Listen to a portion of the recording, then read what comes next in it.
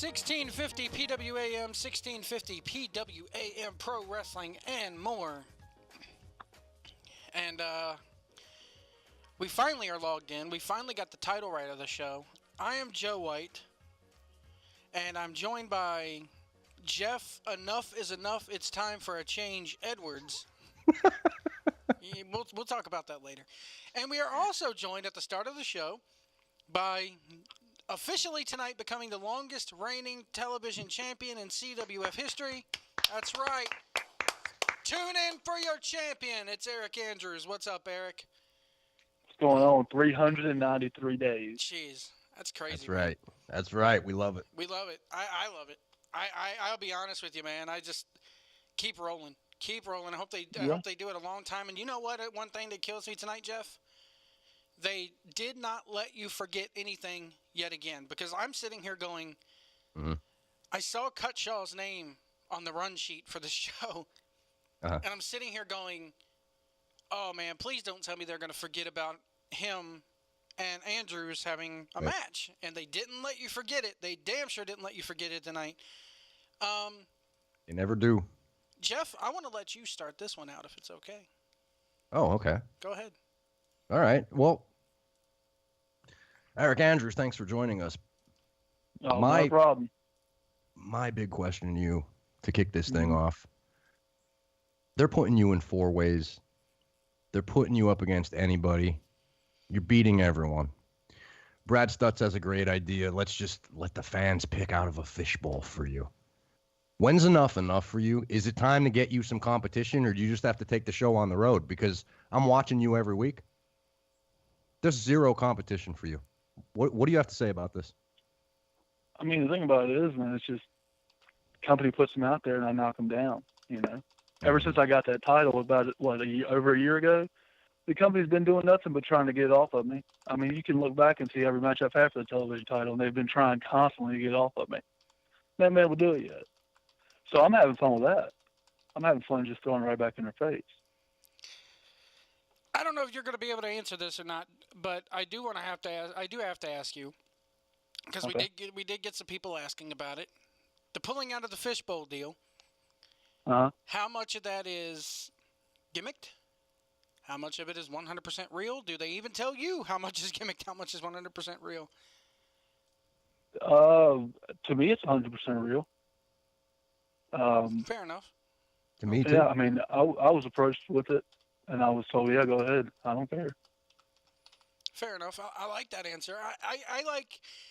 I especially liked when we were at Fan Fest before the Kernodle Cup, before I think it was night 2 of the Kernodle Cup, and Papa Hales got to pick who he wanted, and he's like, I didn't come here. I didn't drive 8 hours to pick names out of a fishbowl. And he picked Mecha Mercenary. All the wrestlers went to the ring, and he picked Mecha Mercenary. What's it like not knowing who Hales is going to pick? I mean, because you got to be prepared to pretty much wrestle anybody on any given night, correct? Correct. So I mean, the thing with Hales, though, I mean that whole thing. You think it wasn't predictable, but it was. I mean, if you look back and you look at all the people around the ring, I mean, come on, who else is he going to pick? He wanted that title off me probably as much as the company did. So you look around that ring, you see the guys around the ring. When he did that, I knew exactly who he was going to pick. I want to ask the obvious questions here. Who were you trained by? How did you break into the business? Give us all that good stuff if you can. Well, I trained up at Jimmy Valiant's camp in Shawsville, Virginia. Okay. Around 2008, 2009. Sean Christian is the one that broke me in. He's still the head trainer up there, actually. Still bringing out a bunch of good guys, actually. And started coming down to North Carolina. Wrestled a couple shows in Wentworth, if y'all are familiar with that area. Mm-hmm. And then actually, the one that got me in CWF was Dangerous E. Corietzel. Okay. So. I want to ask you here. You were one half of the Killbillies, and then you transferred over to the Riot, and now you're solo. I'll be honest with you. I like you as solo, and I liked it. I like what they're doing with you. We did have a couple Twitter questions here. Let me go ahead and get to those real quick. Okay. Let me see here. This is from John Miller. He wants to know, is it true that you had a great amateur wrestling background? Yes. Really? Yeah, that's true. Can you tell us a little bit about that?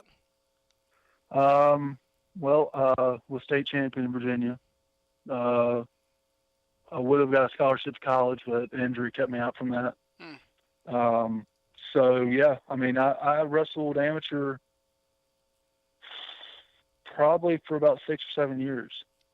Nice. Just straight on all the time. I mean, it was a year-round sport for me. I did tournaments all over the East Coast, and yeah, that's legit. Jeff, you go ahead. Yeah, I want to jump in on your training here. Just a question that I always had. You're left-handed, correct? Correct. When you started training for professional wrestling, Mm-hmm. what is that like? Is that kind of hard? I mean, were you trained left-handed or right-handed? Because you hear a lot of stories about certain guys in Mexico or Japan, and it's kind of opposite for certain people when they're trained that side. Can you talk about that a little bit? Well, I mean, if you know anything about American wrestling, kind of the ins a little bit about it.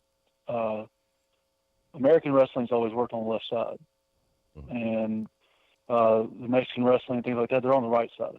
To me, that's opposite, but to them, that's the right way.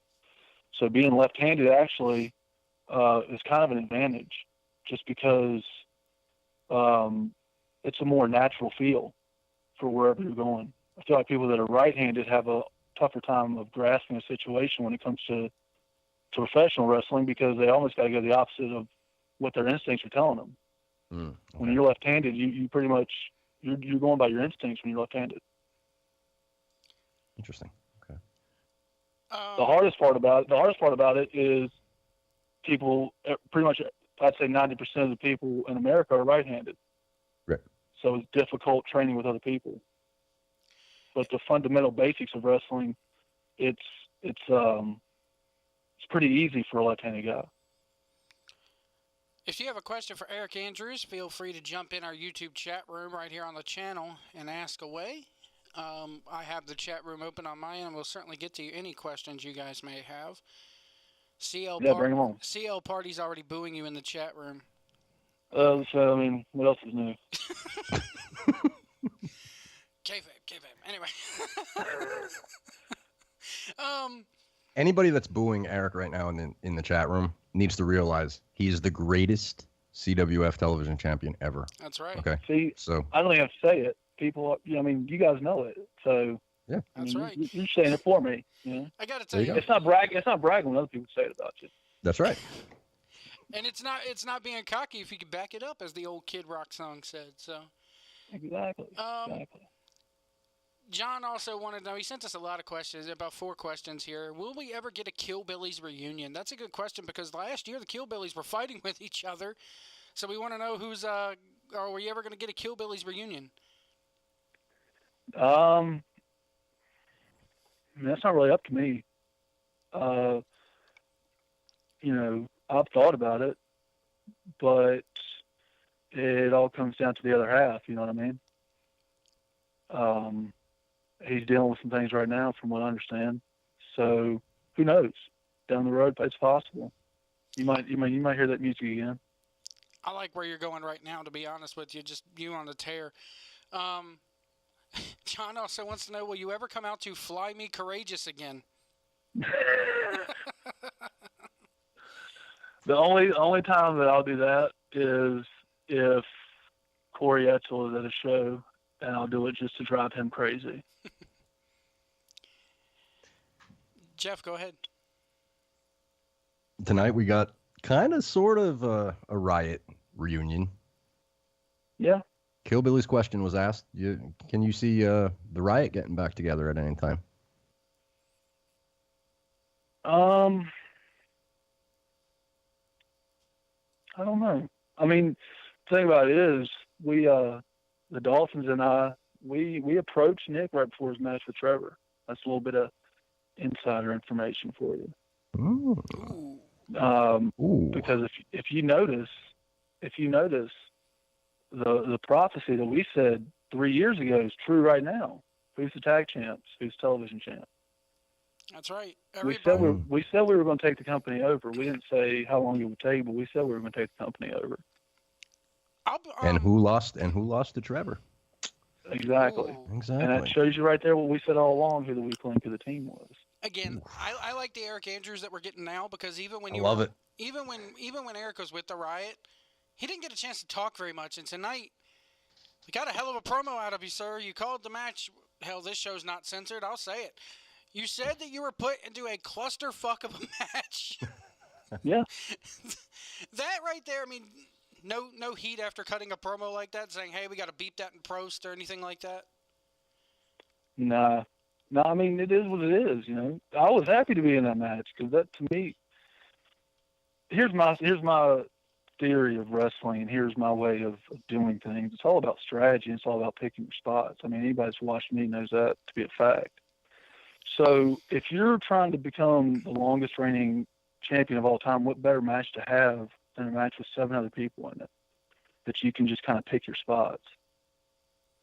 And when we get in, I mean, we'll give, me and Jeff are going to give our review here after the interview, but I think that match, you know, psychologically wise, it was there. Work rate wise, it was there. I like what y'all did with with Kane, keeping him out of the huddle and stuff like that. It made sense. Like Jeff said, you and the Dawsons are used to kind of teaming together, and Kane was kind of the odd man out here, so it made sense. Kane is so bad guys hate him. Yeah. I mean, that's just proof tonight right there. I mean, it's crazy. He's expendable. That's all it is. He's just a young boy. What do you expect? He's got to pay his dues. People in the chat room saying they want to see CL Party kick my ass. Well, I think the world wants to see that. The world may never know what that's like because I'm not in the business. Aric Andrews, people said they would rather listen to Kane, yet you're listening to the show. That makes no... Hey, that doesn't matter as long as they listen. That's right. Really want to listen to right. CO comes in, says she'd like to listen to Chappie. Ugh, that's cold. That's kind of cold right there, man. I think he died.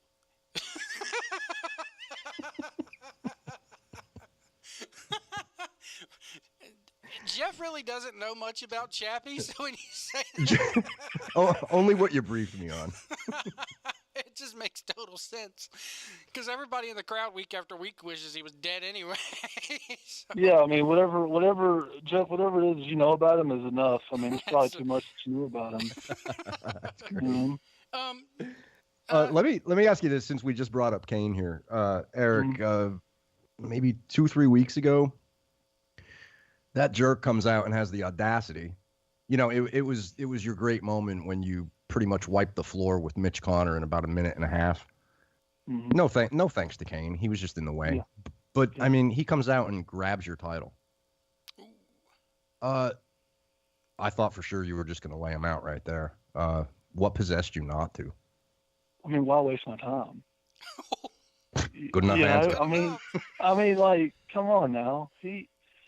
Kane's a good enough kid. The problem with Kane is that, you know, he's going to jump into whoever's business he can jump into just to try to make himself seem relevant. I mean, I would too if I was the RGL champion. You know? But hey, I mean, maybe 5-10 years down the road, and you know, Kane might be able to jump in there with me and try to hang. But for right now, no. John, I'm going to get to the last of John Miller's questions here sent in from Twitter. We'd like to thank you for asking here. Favorite wrestlers, I'll add to that. Favorite wrestlers now and favorite wrestlers, you know, as you were, you know, maybe a kid or learning to wrestle. Who are some of your favorites of the past and even now?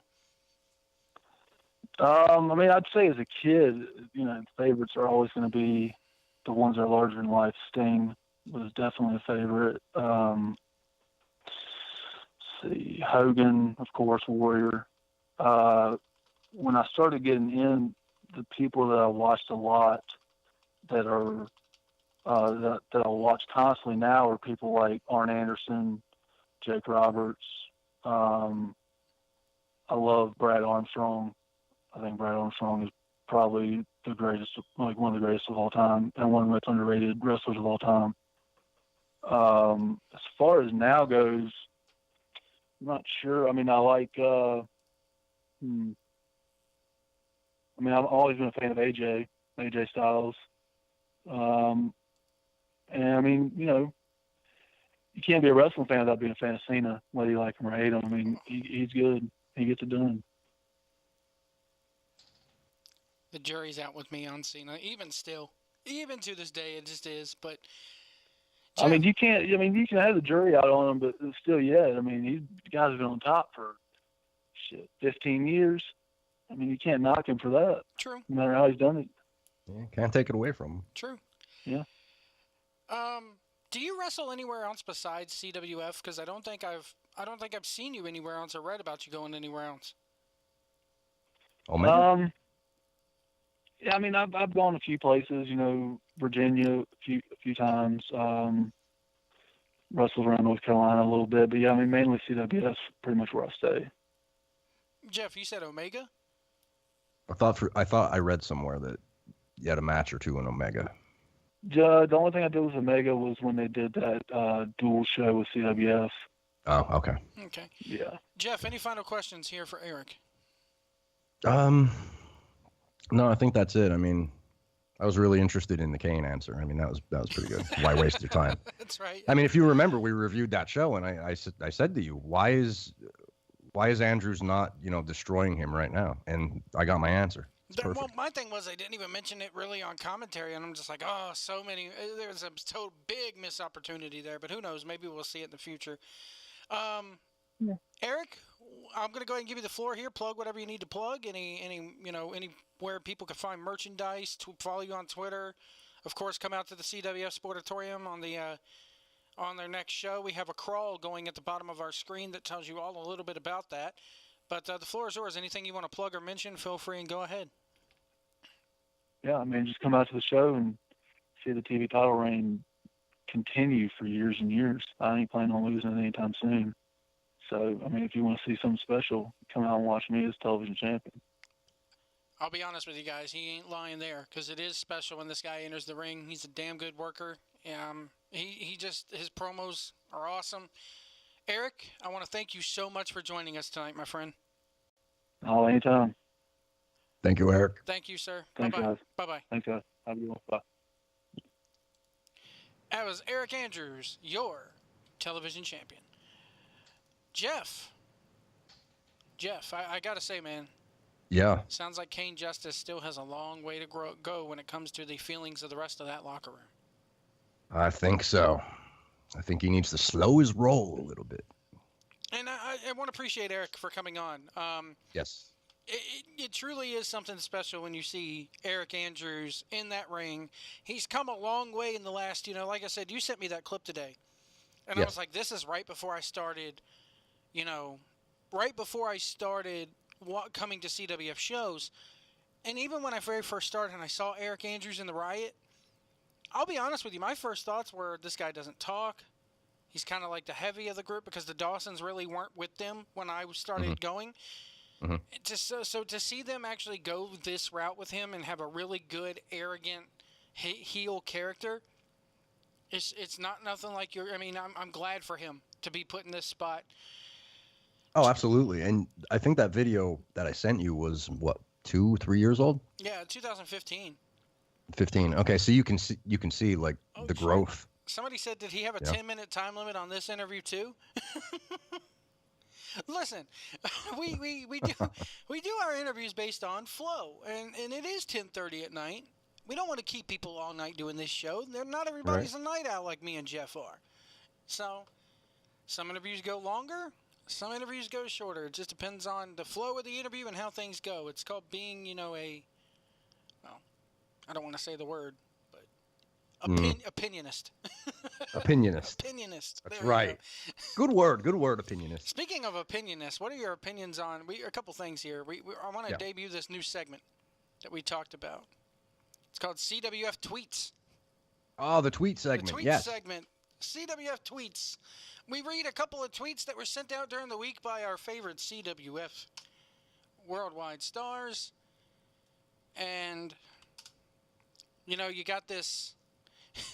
One of our listeners, Corey Wadsworth tweeted out, you got this whole controversy going on nowadays in wrestling, and a lot of controversy with me and my attitudes over some things. And this guy tweets out, if you're not a sort of a person who is willing to hear ideas you may not agree with, you're not nearly as progressive as you may think. And Cecil, we'll get to Cecil and CL in a minute because that was tonight. But this is earlier in the week. Yes. This was like on the back of the 15th. CL Party tweets out, I wouldn't be expected to have to listen to someone tell me I deserve to die, And then our old pal Kane. He goes, damn, Wadsworth, can't talk to the dames that way. That's my job. And Wadsworth replies with, go away, kid. And then Kane Justice with the single best tweet, I think, of the week. Even the tweets we've gotten tonight. Yes. You want to tell people what he said? You go ahead, take it. He said, get struck by lightning and posts a cloud emoji. So Wadsworth... Get struck by lightning, people. Gotta love it. That's probably my favorite one from the week. Another one, I know Grant's listening. I posted a review online of the watermelon milkshake from Cookout. Yes. Very interesting stuff. A lot of chatter about the watermelon milkshake this week. A lot of chatter about that watermelon milkshake. I got to tell you, man, it was kind of like the more you drink that milkshake, the weirder it tastes. Mm-hmm. But it's so damn addicting at the same time. It's very hard to describe. I could see where CL Party, would have a tough time describing what it's like because it is like real watermelon, Mm-hmm. Yes. I mean, you get that short burst of ice cream, vanilla ice cream, and then that quickly, within a second, is taken over by that watermelon.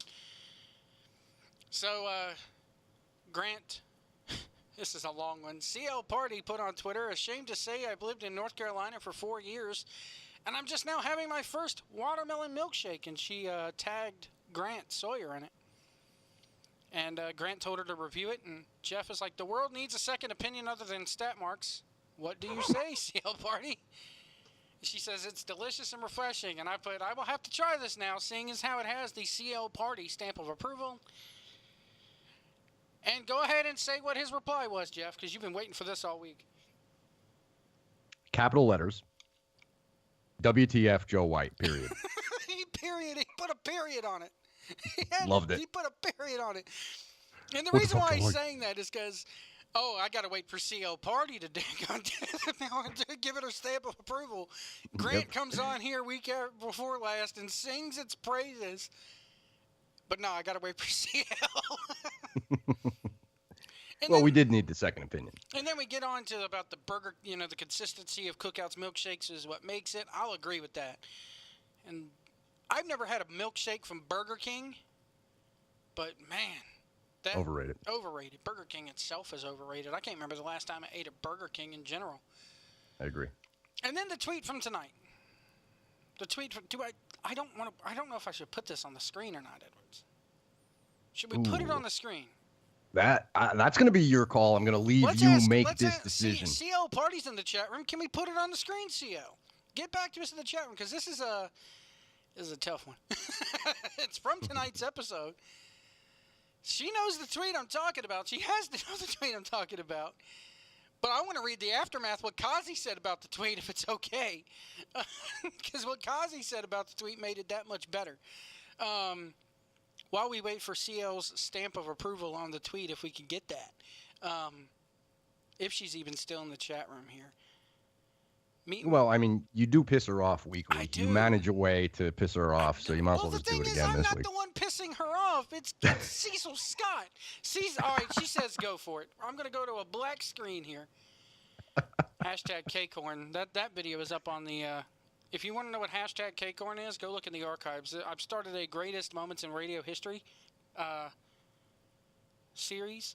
Hashtag Kcorn. But let's throw this image up here. Let me throw this image up here.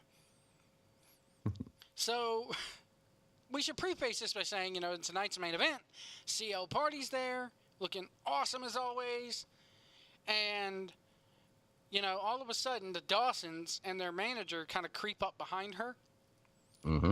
and prompted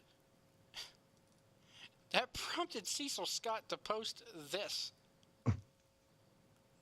And I screen capped the tweet. Not just the picture. You're seeing C-Bear's tweet right there. I don't know if any young kids are watching. You don't need to know what Brazzers is. Oh, white.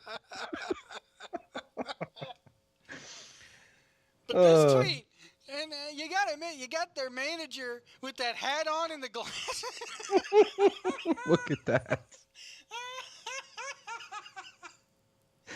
This is the best tweet ever, Cecil Scott. I'm sorry, CL. I love you to death, but this is so good. And Zane Dawson is just sitting there like, yeah, that's what's up. And Dave is just sitting there like,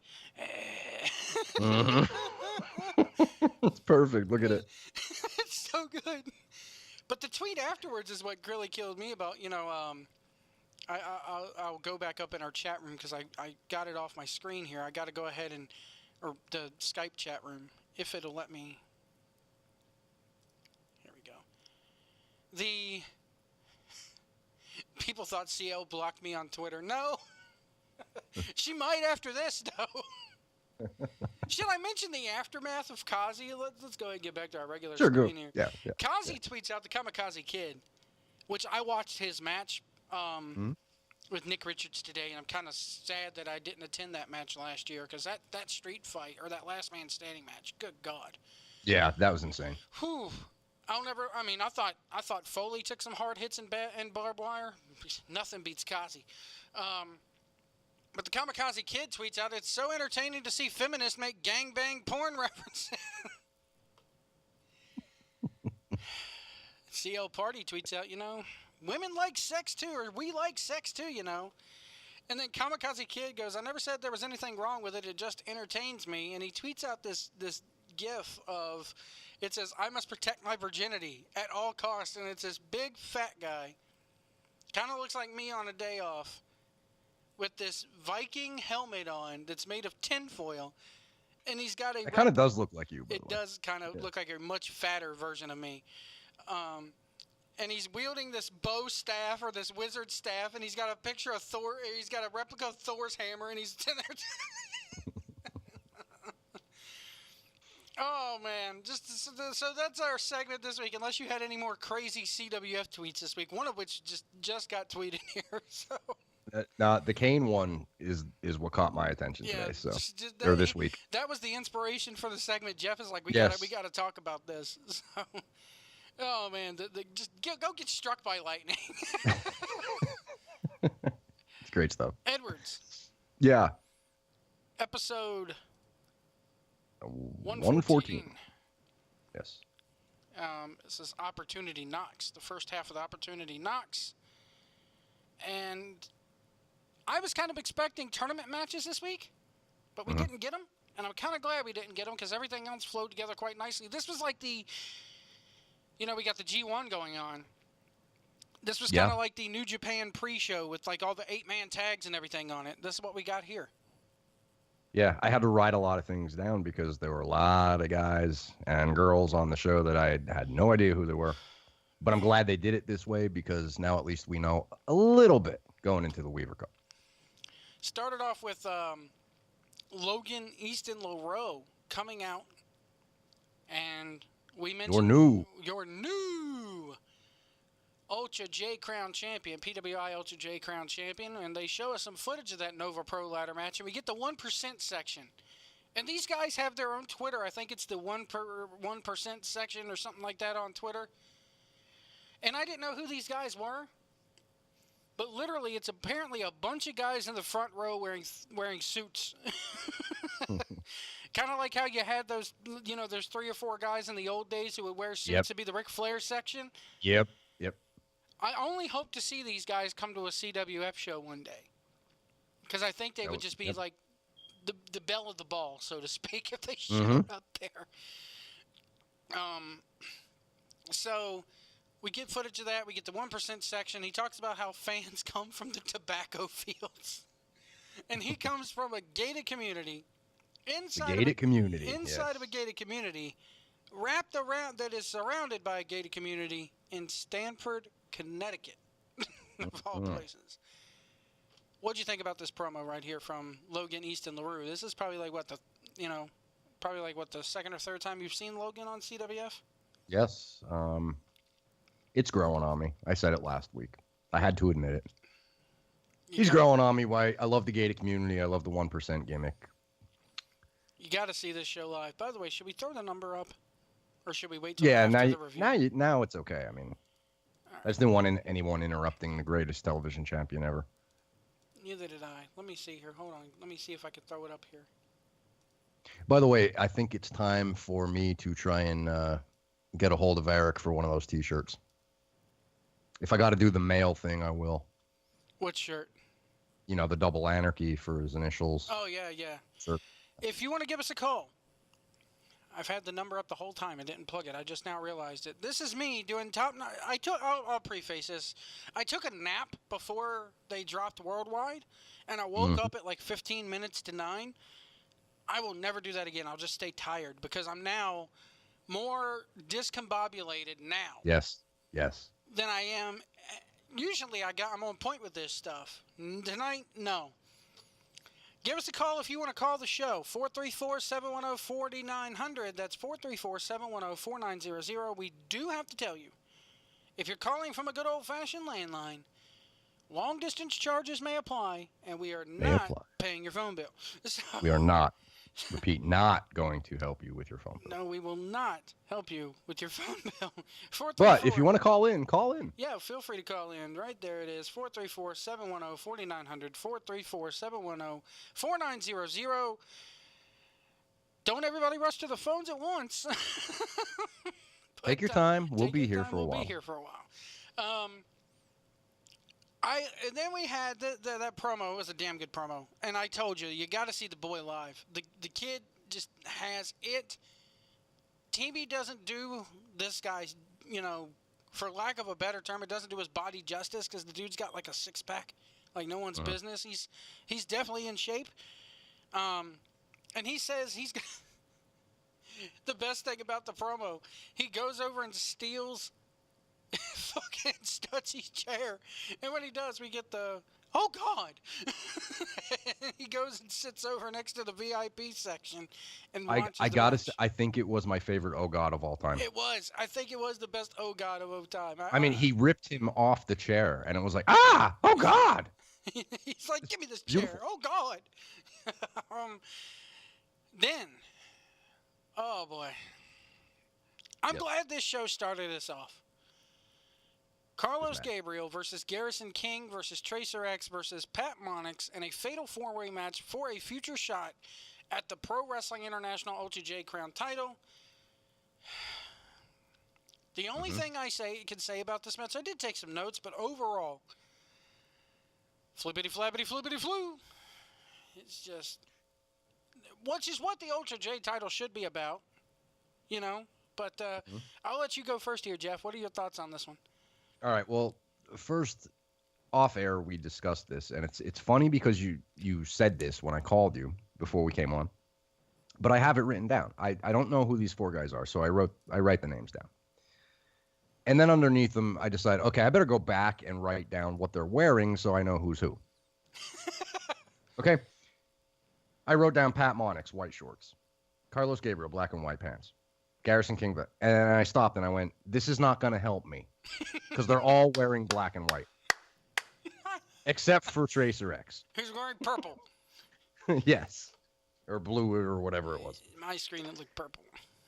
But I also have noted here, Kevin Smith was in the audience. You didn't tell me he goes to CWF. Did you see him? No, I didn't see Kevin Smith. Okay, Kevin Smith was there. It's a guy in the front row, the size of Kevin Smith, with a Kevin Smith hockey jersey on. The literal Kevin Smith hat logo on the hockey jersey, and he was wearing a hat backwards. I got to go back and look at this. Hold on. You got to check it out. I'll go back when the show's over because I don't want to jam up the stream with bandwidth. But yeah, I got to go look at this. Kevin Smith? You'll see Kevin Smith. Silent Bob was in attendance at the Sportatorium? Sure looked like him. It probably wasn't him, but it looked like it could have been. Snooch to the nooch. Yes. Anyway. Here's the thing, for White. those of you who were teenagers in 2001, you'll get that reference. I feel like an old man now, but go ahead. Here's my thing, and I'm going to set you up because I know where you're going to go with this. But I have a couple things jotted down. Flip floppity flu. Tracer X with the Kota Ibushi on the apron. Mm-hmm. That thing that he did there, Kota Ibushi does that every match. Okay, Yep. He did it great. Tracer X, don't get me wrong, he did it great. The four guys put on a great match. There was a ... dive. There was a "this is awesome" chant. But my question, the perfect 450 by Tracer X, great match. But I have this written down, White. This is a quote on my paper, and it says, "White," that's you. And it says, "Do you view this as ruining your CWF wrestling?" No. And what I mean by that is, this is exactly what we were talking about with the difference in the show versus everything else that's out there. Now that you see this on the show, and I know, granted, it was a #1 shot for the PWI Ultra J Championship. I understand it. I know why it's there. It was good. But how do you view this coming into your CWF show? I was looking forward to going to go see it live because I've seen I haven't seen Tracer X, but I've read about Tracer X and the promotion that is known as PWX, which is mostly, people call PWX the Ring of Honor of the South, but I think CWF is just better than them. That's just my opinion. But Tracer X wrestles a lot for them.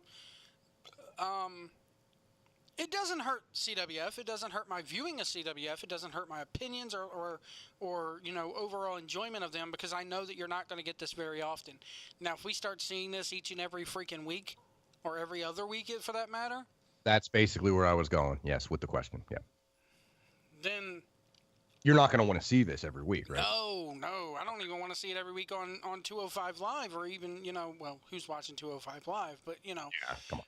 Even New Japan, Mm-hmm. You don't get this on every New Japan show. Even in, like, those opening 8-man tags or whatever, you're not getting this much flippity flu on every even New Japan show, which it's... I got to say, it was weird to see it. Like, I understand, like I said, the Ultra J, but it was weird to see this on CWF. I'm going to criticize Stutzy here a little bit. It's kind of like Stutzy, this is the impression that I got. Stutzy, obviously, there's no reason to kayfabe it. He's the booker. So he knows all these guys. He's booked them. Right. Commentary-wise, mm-hmm. This is where Cecil Scott shined over Brad Stutz tonight. Oh, okay. Because I got the impression there were times where, it was kind of like maybe it was done on purpose, but it was kind of like where he stepped aside and let him call a couple of these big moves, Because, it's, oh, God. I just read, I had to read the chat room in the middle of making this point. Did you see the chat room? No, I didn't. Jason Whiteman says there's a YouTube video of Nick Richards and Jay on stage showing sex positions. And CL Party goes, "It's amazing." I'm thinking he's talking about Jay from Jay and Silent Bob. Wow. Get that image out of your head tonight, folks. Thanks for that. I just think that, Jason Mewes and Nick Richards share a moment at Jay and Silent Bob Get Old. Okay, yeah, this was when they were traveling around doing the shows. Okay. And this was 2012. But I just think the commentary, even though Brad really kind of got lost at some points, I felt, which how can you not get lost in a match like this? I got lost in a match like this, And that's why I don't like to see these matches very often, especially when everybody's wearing white and black. Because you lose it. You can't tell these guys apart from one spot to another. What else did you have about this one? That was pretty much it. I mean, I really liked Pat Monix, to be honest. I did. I know Tracer X is kind of the star in this match, but I thought Monix did a hell of a match here. And the second they announced Tracer X was in this match, I was like, okay, Tracer's going over here. It was kind of predictable to me. Being from the Carolina area, Tracer X wrestles a lot down here. Tracer X is the only one out of the four that I had ever known. Mm-hmm. So, I did not, I got to tell you, Tracer X right here impressed me too. Monix has a phone number on the back of his tights. Is that what that is? It's a phone number. It's 1877 something something something something. They even referenced it on commentary. I didn't catch that. See, I think it was either Cecil or one of the two goes, he's got his phone number on the back of his tights if you want to call it for a good time. King's, they were talking about Garrison King. Cecil Scott at one point goes, King's tights are lit. And Oh, yes. Brad Stutz immediately, because my kids use that word all the time. Like, they speak in memes, these kids. You young kids today, all you do is speak in memes. If it's not a meme or a GIF, you don't know what it means, You don't know how to pick up a thesaurus. So Cecil says that King's tights are lit. Stutzy AC loves lit, by the way. Stutzy immediately cuts him off and goes, stop using words you saw on Twitter.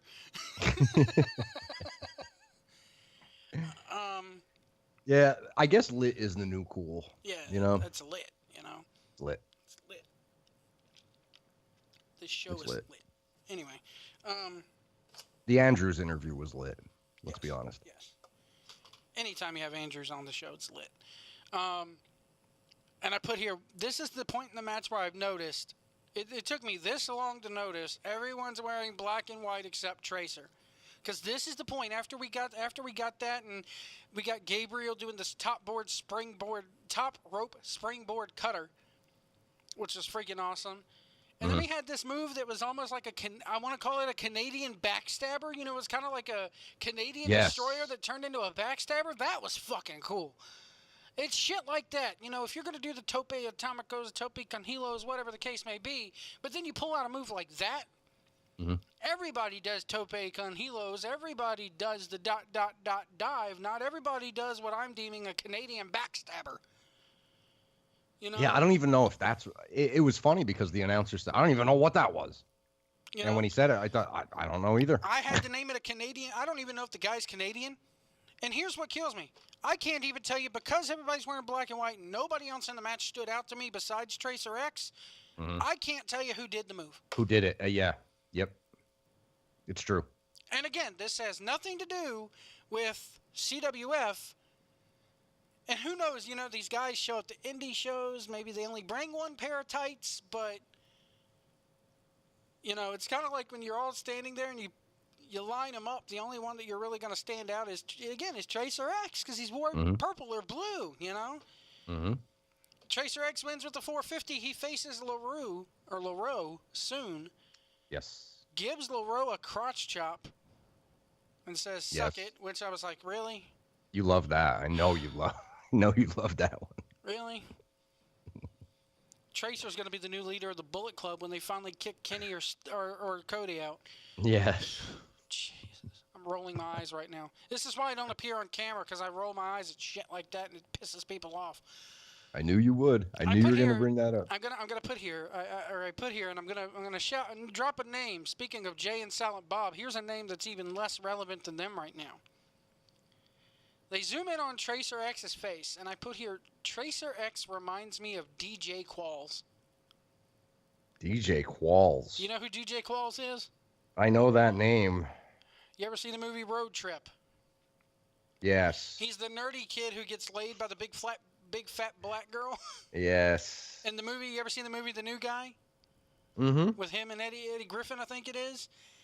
Tracer X looks like DJ Qualls. With the haircut and everything. Yep. Anything else about this opening flippity flu before we move on?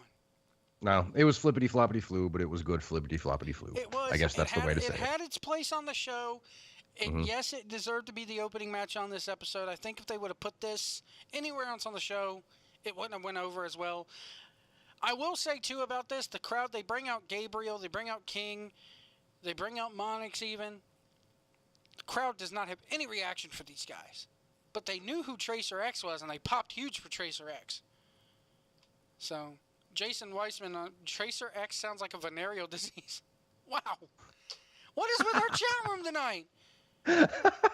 We're getting promotion. We're getting permission to post Brazzer memes, and we're talking about venereal diseases and Nick Richards doing sex positions. It's my kind of crowd tonight, Edwards. See, my stain is starting to affect people. You know, It's a horny little crowd tonight. That's right, man. I love it. What was next here? Matt Nix from Chicago. Yes. Matt Nix from Chicago. City of Champions. City of Champions, and he's coming to the Weaver Cup. And okay. That's all I don't have any. Nothing here.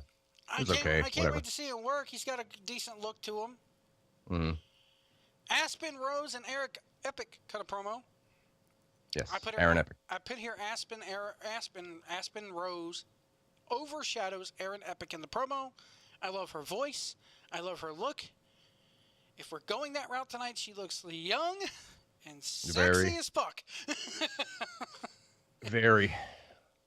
And I liked when I'm like, this is a chick only Jeff Edwards would bring home to his mother because she's got the black veil and the green hair. And I'll tell you what, White, she actually looks like a girl I dated when I was like, I don't know, a freshman in high school. And so was she. So, I mean, yeah, talk about young. Jesus.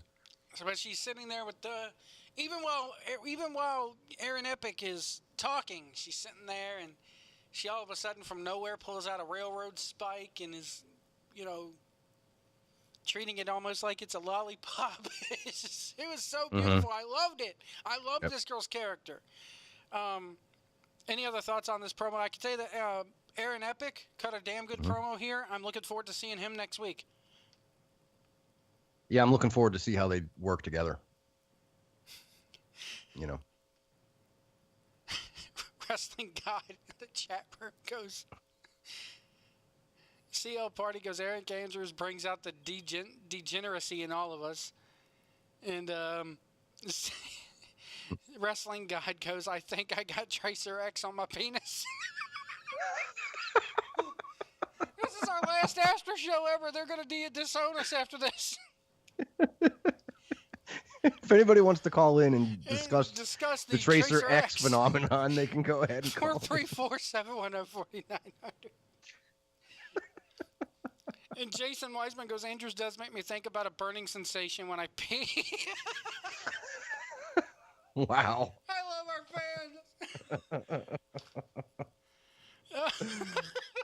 fans. Oh, White, this show's off the rails and already. It's not even my fault tonight. CO no, can't it's complain. not. No. CO can't complain about me tonight. I'm not the one making Brazzer memes about her, okay? And we could say this because CL put it on Twitter. We also found out that CL Party likes sex, so that's a good thing. I think it's a good thing tonight that people have Tracer X on their penis and they get burning sensations when they piss and think about Eric Andrews at the same time. Apparently, I don't know. That's an interesting one. That's an interesting one. It is. Like if you're thinking about Eric Andrews while you're going to the bathroom and it gives you a burning sensation, Mr. Weissman. Might want to see a doctor, and I don't. Yes. 2 doctors. Cecil started it. Someone said, "Yeah, Cecil started this tonight." I think. Oh man, Joshua Cutshaw returning from injury versus the Proletariat Boar Moldova. The crowd was dead for this match, but this match here was the flow of this show is perfect. This match was put here to cool that crowd down. Absolutely. Did what? Yep. Perfect. CL's killing it in the chat room tonight. She wants to know what other secrets Jason is hiding. Cutshaw coming back for injury. They mentioned that he still owned a TV title shot, and he even comes out and mentions it first by, saying, Eric Andrews, I'm back, The crowd didn't know how to really take this one because the Boar in most of his matches is a heel. Cutshaw is usually a heel. You got that heel versus heel gimmick going on. And the night just keeps on rolling. The hits keep on coming, folks, because we got a girth and length joke in this. More girth and length. Well, more girth and length. We got more penis talk. And Bruce Mitchell. See, here's the thing. When you're sitting in that VIP section next to where that commentary table is, you hear everything that they say. So the fact that Bruce Mitchell shot him a dirty look when they mentioned that, and that he doesn't approve, doesn't surprise me. But this show is just off the rails. We got girth, we got length, we got Tracer X on somebody's penis. It's just, what a night. What did you think about this match here? This is like maybe your second or third time seeing the Boar. I don't know how many times you've seen Cutshaw, but I've seen Cutshaw once before. Yeah, before he got injured. Yeah. I think it was when he earned the title match against Andrews. But what were your thoughts on this one? The Boar crowd was behind the Boar, no doubt. I actually thought it cooled the crowd down, but it was pretty good. I'm really interested in Cutshaw's character. Mm-hmm. I need to see some promos from him, to be quite honest. But what'd they call it? The bird cage that he comes out with over his head? Yeah. That's some interesting shit, man. He's got a decent, I don't know if you were able to see it on the video, but he's got a good Titantron video, if you will. No, I didn't. It's I didn't see him, in the straight jacket, and they speed the video up kind of like, horror movie style to show that he's all crazy. And it's a really good video. That's pretty cool. That's lit. It's lit. It's lit. Yeah, I think Cutshaw's lit. But yeah, I want to see more. That sounds so awful coming out of our old mouths. Anyway. Yeah, I know, right? So true. But the match served its purpose, I thought. The Boar is awesome. I always like seeing the Boar. He grabbed the bull by the tail and hit the realization elbow for the win. I like the finish of him grabbing. That is not done enough with these type of gimmicks. Oh no, yeah, definitely. And it played. And it no doubt. Here it is. This Boar is this. That's what makes the Boar Moldova so great, is that he's a really good worker. He's a really good big man, I think. And he can really work his ass off. But at the same time, he's a guy in a fucking boar costume with a tail. He's got a pig mask, a boar mask, and he's got a tail on the back of his tights. And it's good when you take advantage of it sometimes like this. They don't do this every time the Boar wrestles. Mm-hmm. So to have this done once in a while is nice. It kind of validates the gimmick a little bit. I liked it. Anything else about this one before we move on? Nope. We got a Stevie Fierce promo. Stevie Fierce. Talking about promos, and I listened to your podcast that's up on our Spreaker and iTunes. Yes. Talking about characters. Mm-hmm. I'll use your analogy. What can you tell me about Stevie Fierce? Can't help you, White. There you go. Only thing I can hope is that they're, with a tournament, you do need promos with a tournament, but in a tournament, the work should speak for itself, kind of, I think. Mm-hmm. So, yeah. Well, it's a good way to introduce these guys to us for next week. I did like, and the fact that here it is 3 months ago before we started this after show, I was begging for them to shoot some backstage promos, and now they are. So it's great. I like it. Yeah. Yep. They've actually been doing this ever since we started the show, which kind of told me that they always did it. No. Well, that's good then, because I like it. I like it, White. It's needed. Why do you hate masked wrestlers, Jason? Jason hates masked wrestlers. Jason Weissman hates masked wrestlers. Does Jason hate cis? He better watch. Come on, man. How can you hate? I saw somebody on Twitter today, and I think yes. That. And we'll get to this when we get to the women's match, I guess. They were talking about how women in wrestling, the Ryback thing. I don't know if you've heard what Ryback said on his little podcast. Talking about how women's wrestlers need to kind of enhance their sexiness and make that out a little, Me and you have said it. CL Party is your, I guess you could say women's revolution woman. I guess you could say in pro wrestling. But she still enhances her sexiness with that Pins commercial, Mm-hmm. It's using your... How do I say this without sounding like a dick, Edwards? Help me out here. I can't help you, White. Go for it. Let's see where this goes. If you're a woman It's using your assets just enough without it being pudding matches and gravy bowl matches and bra and panties matches. Is that a good way to put it? You see what I'm saying? I know what you're saying. We said it a couple when that promo first aired. We kind of went that route of using your sexiness in the right way. You know, you could be a women's wrestler and be sexy without having to have a bra and panties match or a pudding match or gravy match or paddle on a pole or anything like that. Right. You know, it's just they.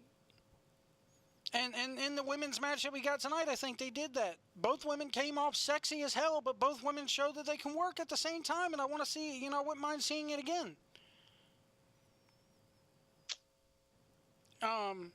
But anyway, moving on. We're going down a road that I don't want to go down again.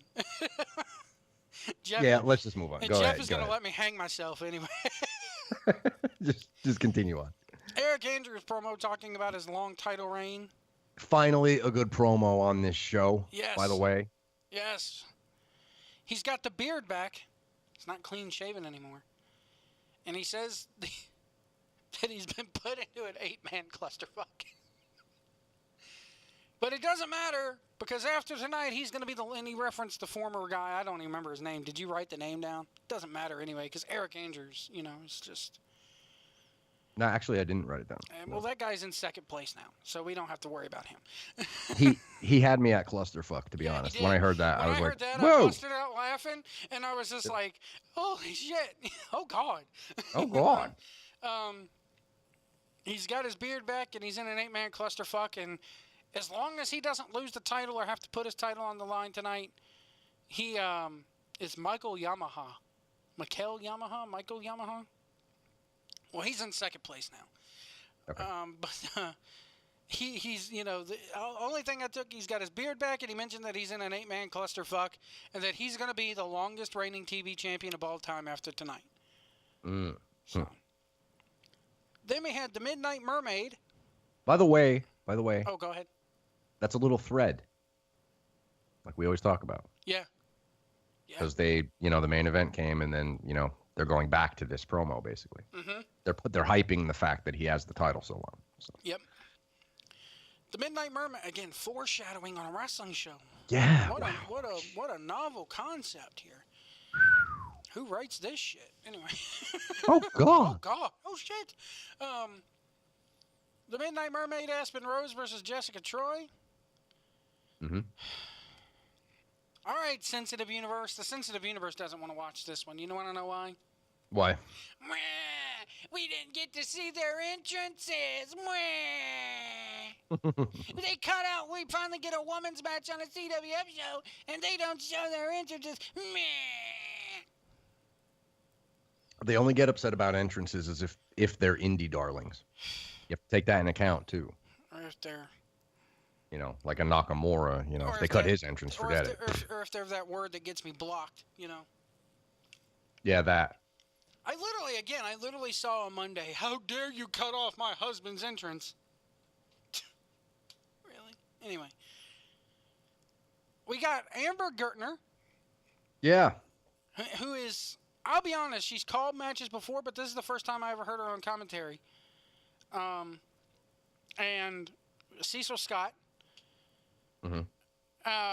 I liked the match. It's the first time hearing Gertner on commentary, and I kind of felt like with the commentary on this, it went off in too many directions.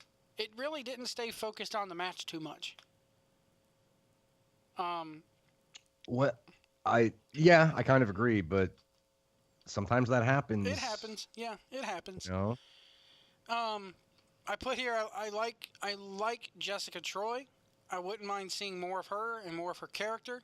She's a little bit of a white meat baby face for me. She does it good, though. She does it good. She's a good white meat baby face. Yeah. I put here, it's almost a squash match, and I felt bad for Aspen Rose here because I feel like Aspen Rose, I don't know how long she's been working, but... Don't say the G word, White. You never took a bump, White. I never took a bump, Joe White. I never took a bump, Joe White. Don't call nobody green, Joe White. Which it's not that she, Listen, I'll take this. All right. Yeah, please do. Since you could put it so articulately and not have to throw your penis on the table, please do it. It seems as though Aspen Rose is a little bit inexperienced in comparison to Jessica Troy. Was the match good? It was okay, but there were little moments throughout the match that I think the inexperience of Aspen Rose shone through. Is that good? I like the Midnight Mermaid gimmick. Is that good, White? Oh yeah, it was good. It was good. Okay, there you go. There you go. I guess that's the 2017 way to put it. But yeah, going back to the Aspen Rose Aaron Epic promo, if she goes out with him during the match and she plays the management role, I think she might shine there for the Aaron Epic matches. Mm-hmm. You know what I'm saying? So. I put that it was almost a squash. Mm-hmm. Yeah, it kind of was.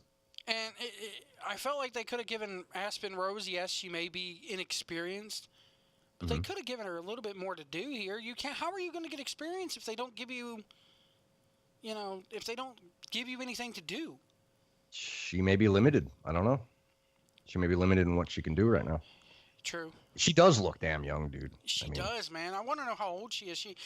If you had to guess how old she was, I'm going to say 21. I'm so bad with it. Why? Me too, I don't know. but I'm going to say 21 because she looks young as hell. 19. I was going to say 19, but then I was like, I'll give her a little bit more credit than that. I'll give her a little bit of credit and say that she's old enough to drink at least. Somebody put that they want to see Aspen Rose versus CL Party. I don't know. Then the other guy goes, of course you would. Jason. A good fisherman suplex into a bridge. After the match, she goes and asks, Jessica Troy asks for a little kid's popcorn. She gets a kernel of it and gets the high five. I like that. I like the fact that you could, that much of a white meat babyface. She goes out there and asks for popcorn. And she's having popcorn with the fans after the match, giving them high fives. But I would have liked to see a Jessica Troy promo before the match because I'll be honest with you, I kind of know more about Aspen Rose's character. If we're basing it on characters and which one I would like to see back more, I'd like to see Aspen Rose booked again over Jessica Troy because I don't know enough about Jessica Troy to make me want to see her again, Do you think there's any chance that Aaron Epic contracted Tracer X from Aspen Rose? Not touching it. Moving on. CL Party is in the back with Atamaro. We got some Japanese talent on the show this week, Edward. The New Japan. This is awesome. That's right. And you deserve it. Gato. Anyway. This was a fantastic. It was. CL Party. CL Party's in there, and you knew it was coming. You knew that this guy does not speak a lick of fucking English. But CL Party's reaction to it's just like, talk to the people, man. Go ahead. Say what you gotta say. The stick is yours. And he gave his shit, and that was it. She's so good at it, man. She is Seriously. so good at it. And here's what kills me. If this was anybody else but CL Party, we're sitting there going, why the fuck is this guy getting to cut a promo? He can't speak English. It's because CL Party's got the microphone is the reason why Atamaro gets to cut a promo here tonight, folks. That's right. Exactly. Yes. CL Party says that Aspen will be 22 in August and that she stalks her. Who stalks who? CL stalks Aspen. Really? This show has taken quite a turn tonight. This is interesting. So if you see CL Party outside the Sportatorium in a van, dive right in. Anyway. Good luck getting that image out of your head, White. Yeah, I don't think they would do it what I want to. This show is shot. It's just off the fucking rails, man. I love it. So does Cecil. And then somebody's like, Cecil really does stalk Aspen Rose. Hey, I got to put Cecil over this week. I found out Cecil's a hell of a gamer this week. I didn't Oh, know yeah? that. I didn't know that. Yeah, he did one of those things where, send me a like and I'll post a top video game of all time, and then he pulls out shit like Mega Man and all that. And I'm like, holy fuck, I didn't know Oh, Cecil nice. Scott was a gamer.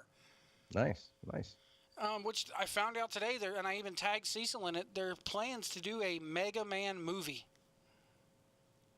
And a big part of me is going, God, are they going to fuck this up? Yeah, I don't know whether to be happy or nervous about that. I'd be nervous. Yeah. We got the two guys from Japan. Too sweet me. Yeah, that. And then we got Percy Davis and Frankie Flynn promo. Now here's I think you're gonna like Frankie Flynn. I already do. He's like the Shakespeare of pro wrestling. He's the Bard, White. He's the Bard. I put there. I was like, he's the Bard, the new lead. Mm-hmm. Do they put him with Movie Mike? Mm-hmm. I think they should put Flynn with Movie Mike. Exit stage left. I loved it. It was great. But do they put Movie Mike against Frankie Flynn and go, I'm in major motion pictures while you're walking around doing this community theater? Mm-hmm. See, I think maybe you can put them together, and then I think Frankie Flynn would probably get on Mr. 30K's nerves a little bit. You know what I'm saying? I don't know if he can work with an actor like that. I got to be honest with you. Percy Davis, we've seen Percy Davis before. But Frankie Flynn overshadowed Percy Davis here for me. Oh, totally. Yeah, But I agree. I like the promo, and I'm looking forward to seeing these guys next week. Especially Frankie Flynn. I mean, I'm really looking forward to Flynn. He's got that damn... This is a guy with that outfit he had on. This is a guy I would like to see in Wrestle Circus. He's made for Wrestle Circus, Mm-hmm. The rapscallion, Mike Moretti. Mm-hmm. I put here, he looks like Trevor from Grand Theft Auto 5. If you've ever played Grand Theft Auto 5... Oh. A cross between Trevor and Wayne Static. Yes. If you know who Wayne Static is. Yes. But the hair and everything, and Are you still getting the Marty vibe from him? I was gonna say no. I think it was just the way that promo was shot. Yeah. that promo was shot. That's weird. Because I didn't get it on this one. And then CL Party intros the main event. We got that lovely tweet as a result of her introing the main event. That lovely meme, which Cecil Scott, man, it's just I can't get over that. I want to go find it and look it up again so I can have a laugh. Like that's gonna be like my go-to meme for weeks now. Just because the way the damn manager's looking at her, like I can make some money off you.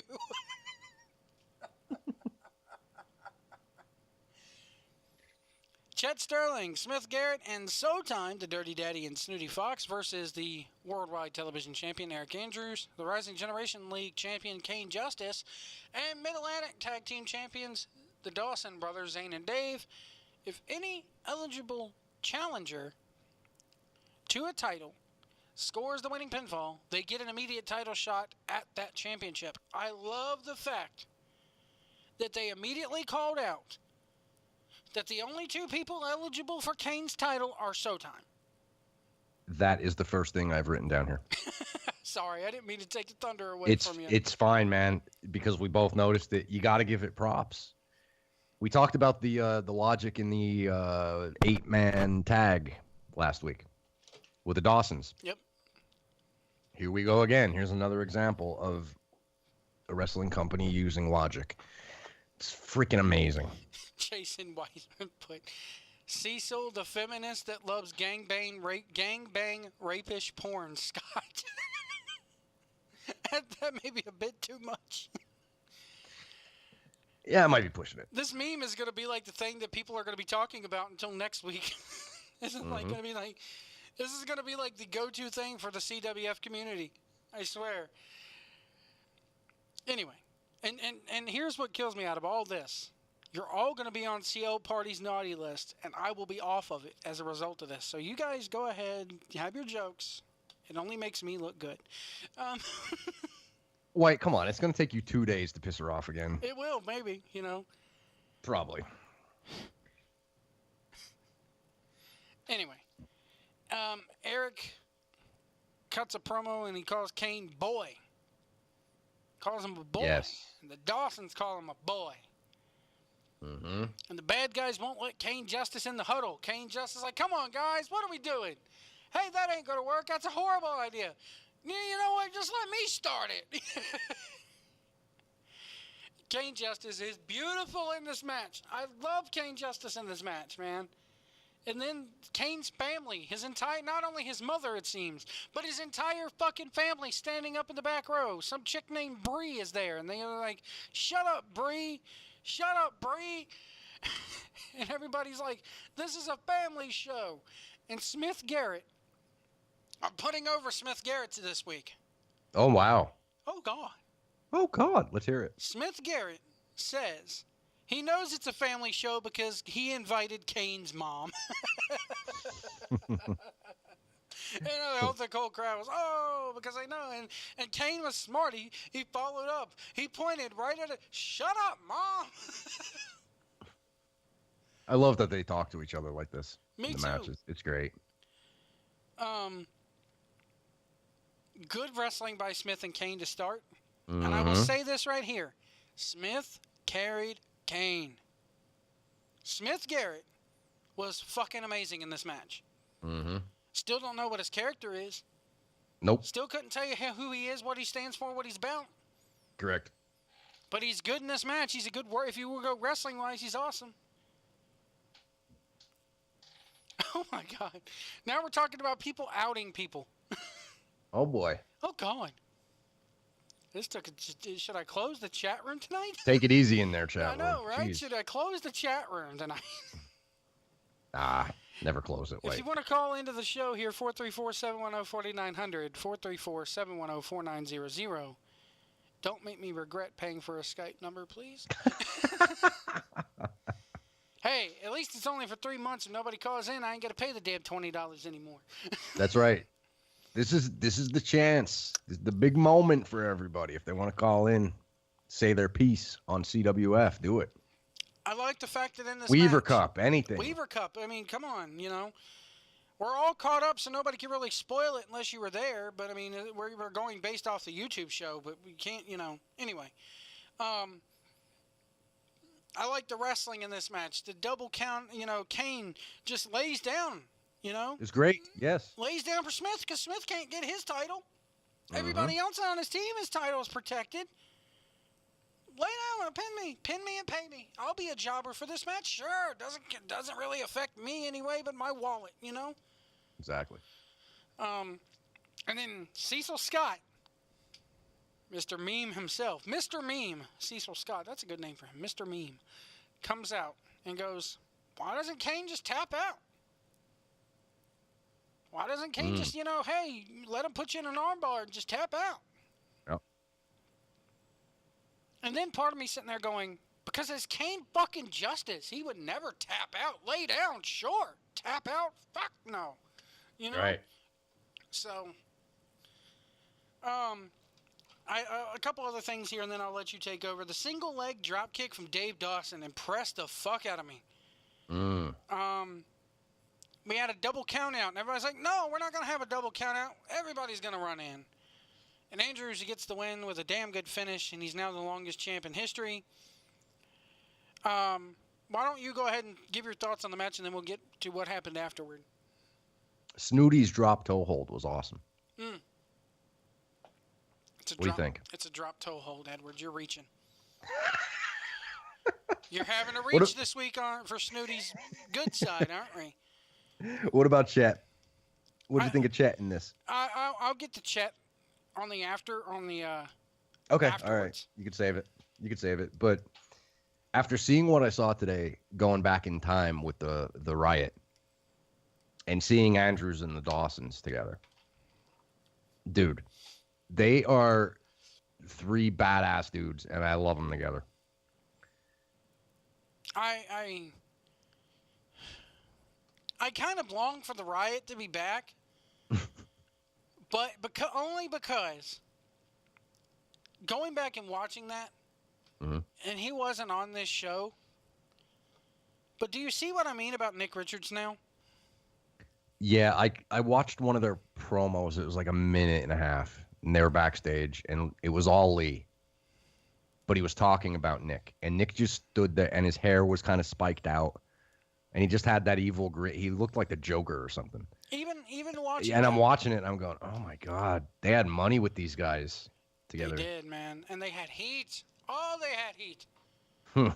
You talk about people wanting, we long for the days where grandmothers are rushing the barriers, shaking their hands, and fans are jumping the fucking ring, in a good way. Mm-hmm. That's what kind of heat that Riot faction had. Especially when you get into Lee Valiant, making it personal with Brad Stutz and everything, and Stutz firing right back at him. And, even that video clip you sent me of when Aric Andrews and Dave Dawson joined the Riot. Yeah. Just how Aric Andrews acted during all that. Yeah. It was pretty badass. Do you know man. what I mean now when I say that I miss heel Nick Richards? 100%. Yes. Babyface Nick Richards doesn't just, except for when he does this hardcore stuff, it's like, okay. Mm-hmm. But you won't go back and watch heel Nick Richards. Man. Yeah, Joe, if I was watching this back then, if we were doing this show back then, I'd be full on into the Riot for sure. Mm-hmm. But match was awesome, I thought. And let me just say this. This is a heel faction that everybody booed. You got their, it was a heel faction that everybody booed. And it worked. And it works. Yeah. Nobody was walking around plugging their T-shirts. Nobody's walking around with umbrellas. Nobody was walking around using 1998 hand gestures.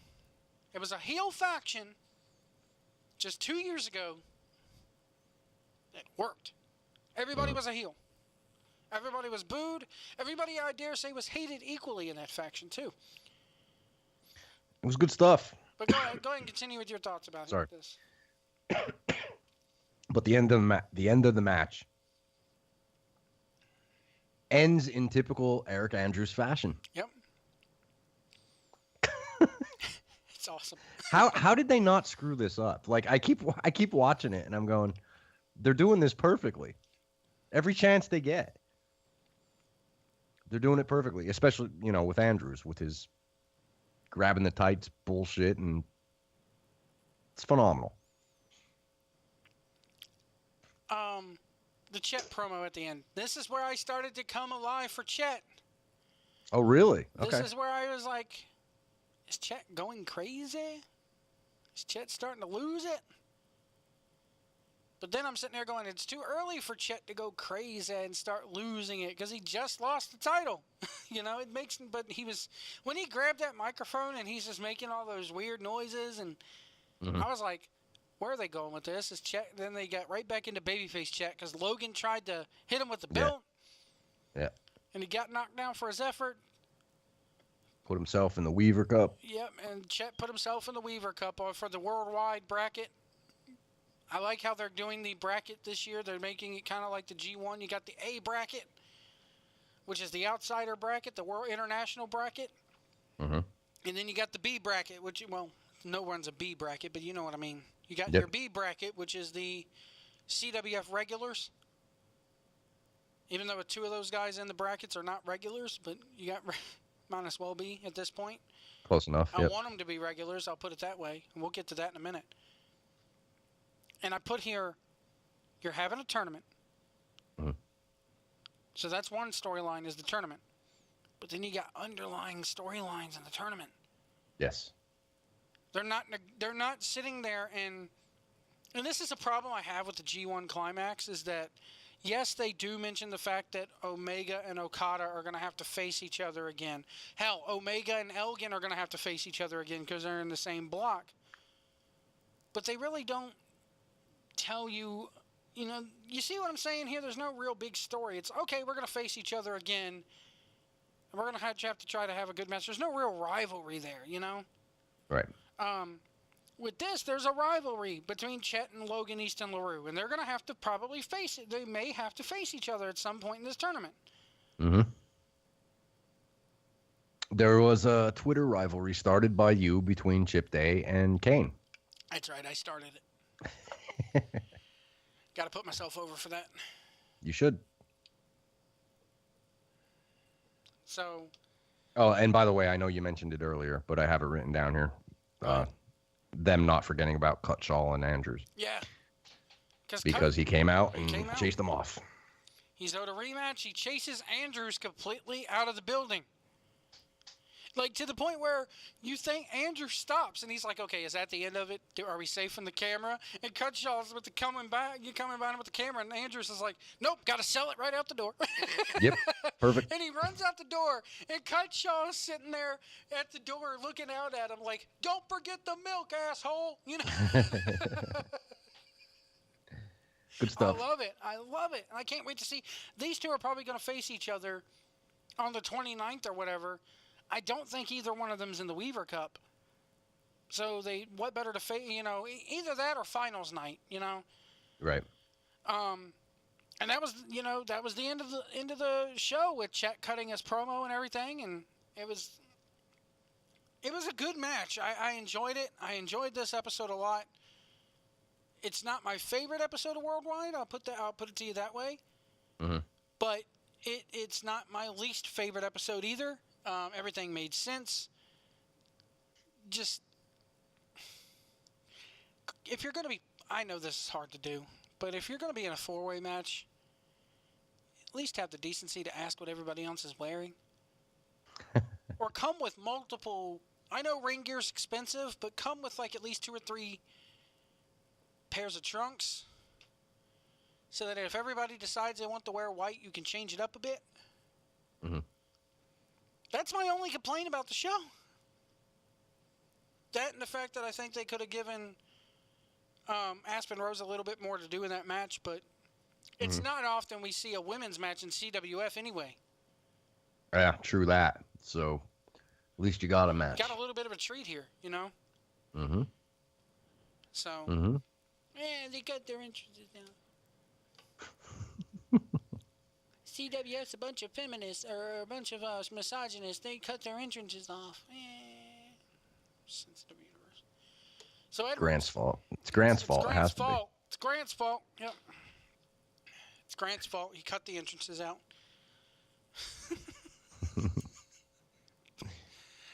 Good show, Joe. Good show. Was a good It was show. action packed because there were a bunch of new faces on the show, so it kept you. We're gonna get more new faces Kept next you on week. your toes. Mm-hmm. Grant says, "Yep, it's his fault." What'd he say? He said, "Yep, like it's his fault." We don't need to see them come out. Goddamn, pal. So I want to know a couple things leading into the next show. We got this announcement here of Cam Carter versus Smith Garrett, Kane Justice versus Chip Day. We got I'm waiting for the crawl to go around. Let me click the properties here. It'll still scroll, I think. You think that Chip and Kane match is going to be okay? Here's my thing about that. That's sarcasm. No, no, because it's either going to go one or two ways. We're not going to be saying it was okay. We're going to say either A, it's not what we thought it was and it couldn't live up to the hype, or it's going to be the freaking best damn thing ever. I'm hoping for the I don't latter. think there's an either or about it. So you got It's going to be good. Going to be good. first round matches. We got Roy Wilkins versus Chet Sterling, which is going to be awesome. Not to sound like Meltzer, but 5-star. 5 stars. Handsome Mitch Connor versus Ethan Alexander Sharp. That right there is going to be good. It's going to be entertaining as hell. I'm pretty sure. They fought each other before this year, before Ethan fought Sis. So, a little bit of history there between those two. Cam Carter and Smith Garrett. Mm-hmm. Man, there's an RGL show this Saturday. So, the Rising Generation League, this is kind of like their dojo shows, I think you want to call it, if you want to call it that. Uh-huh. Grant says he already forgot. That's sad. That's so sad. I don't go to the RGL shows. I don't. One of their, I think the last RGL show that they had, The title of it was "We Pay Our Rent on Time. Do you?" That was the name of the show. But the name of this show is No Excuses. It comes to you on Saturday, July 29th at the Mid-Atlantic Sportatorium, which is at 1001 Springwood Avenue in Gibsonville, North Carolina. The Weaver Cup continues in first-round matches. We've already given the Cam Carter versus Smith Garrett here, and then Kane Justice versus Chip Day, and more. I got to be honest here, man. Okay. I see them putting Kane Justice all the way through and winning this tournament this year. This is Kane, I think this is Kane's year, man. Unless they and if they're going to give it to some international dude who can't come back for each and every show,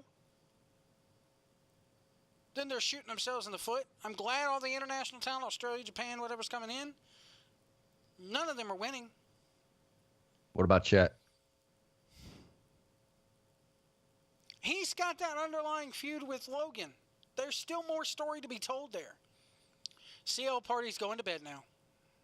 Good night, CL Party. Good night, CL Party. Anyway.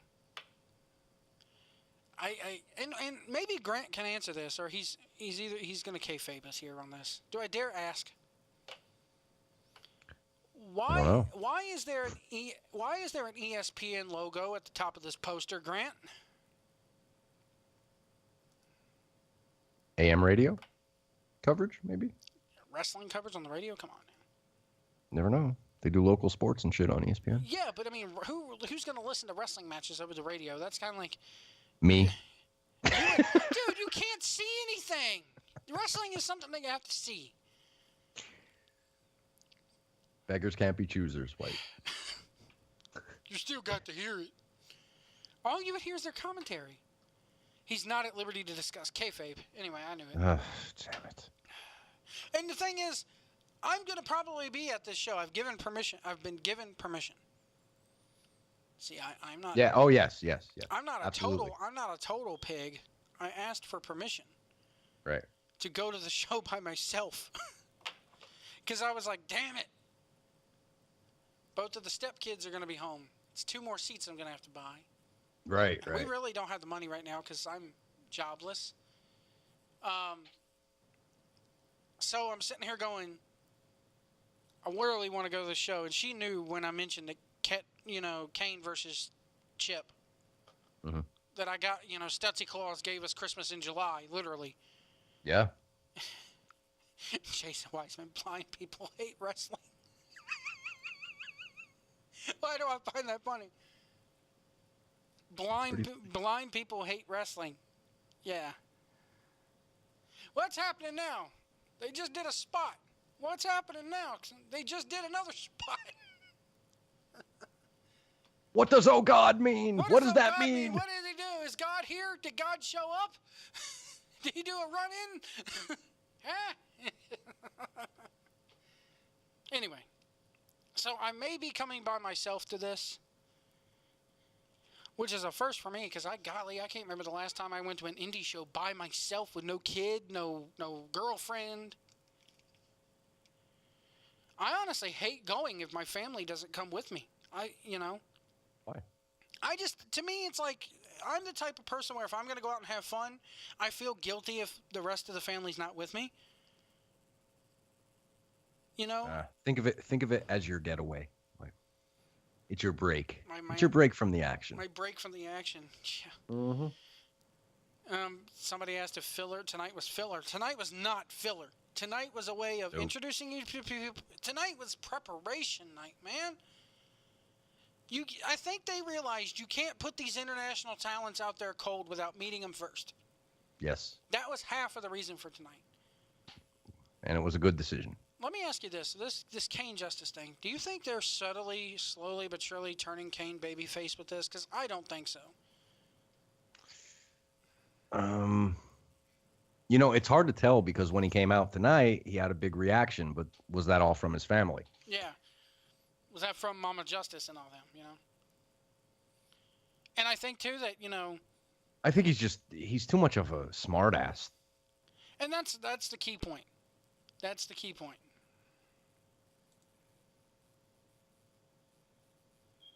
Now that the after show has an official best tweet segment, I'm gonna have to go for Kane Justice's throat.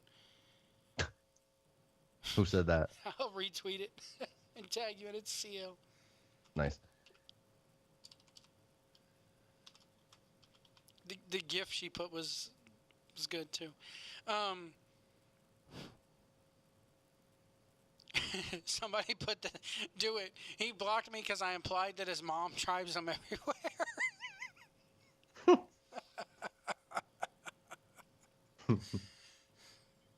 Have fun at judo practice. I'm not gonna say it. Anyway, Get struck by what lightning? get struck by lightning, White. Anyway, John Miller is tweeting out, "What am I missing? You're gonna have to listen to the archive, Miller." The ESPN thing though does intrigue me. The matchups that we're having in the Weaver tournament intrigue me. I'm curious to see where they're going, but I think I am going to have to go to that one on the 29th by myself, unfortunately, because I asked old Stutzy Claus for this match. Yeah, you should really go. And I should go. I said that I wasn't going to go to any more shows for the Weaver Cup, that I was going to sit it out. Part of me doesn't want to go because I like the fact that me and you are both caught up on everything, both together for this show. But it's Kane and Chip, man. We want to hear from you guys, too. 434-710-4900, 434-710-4900. And you can let us know what you thought of tonight's episode as well as what's going to happen in the Weaver Cup. But, Jeff, I do want to ask you about something here, man. I want to put you over here for a second. Okay. And this may be out of place for the after show, but since we don't have any callers right now and we're kind of at the end of the recap, I can talk to you about this. We're not going to go around in circles tonight. I'm just going to say that you're right, man. Yeah. You're right. I had a revelation when I listened to your show. I was going to listen to it the first thing this morning. Please, everybody, go check out Jeff's show.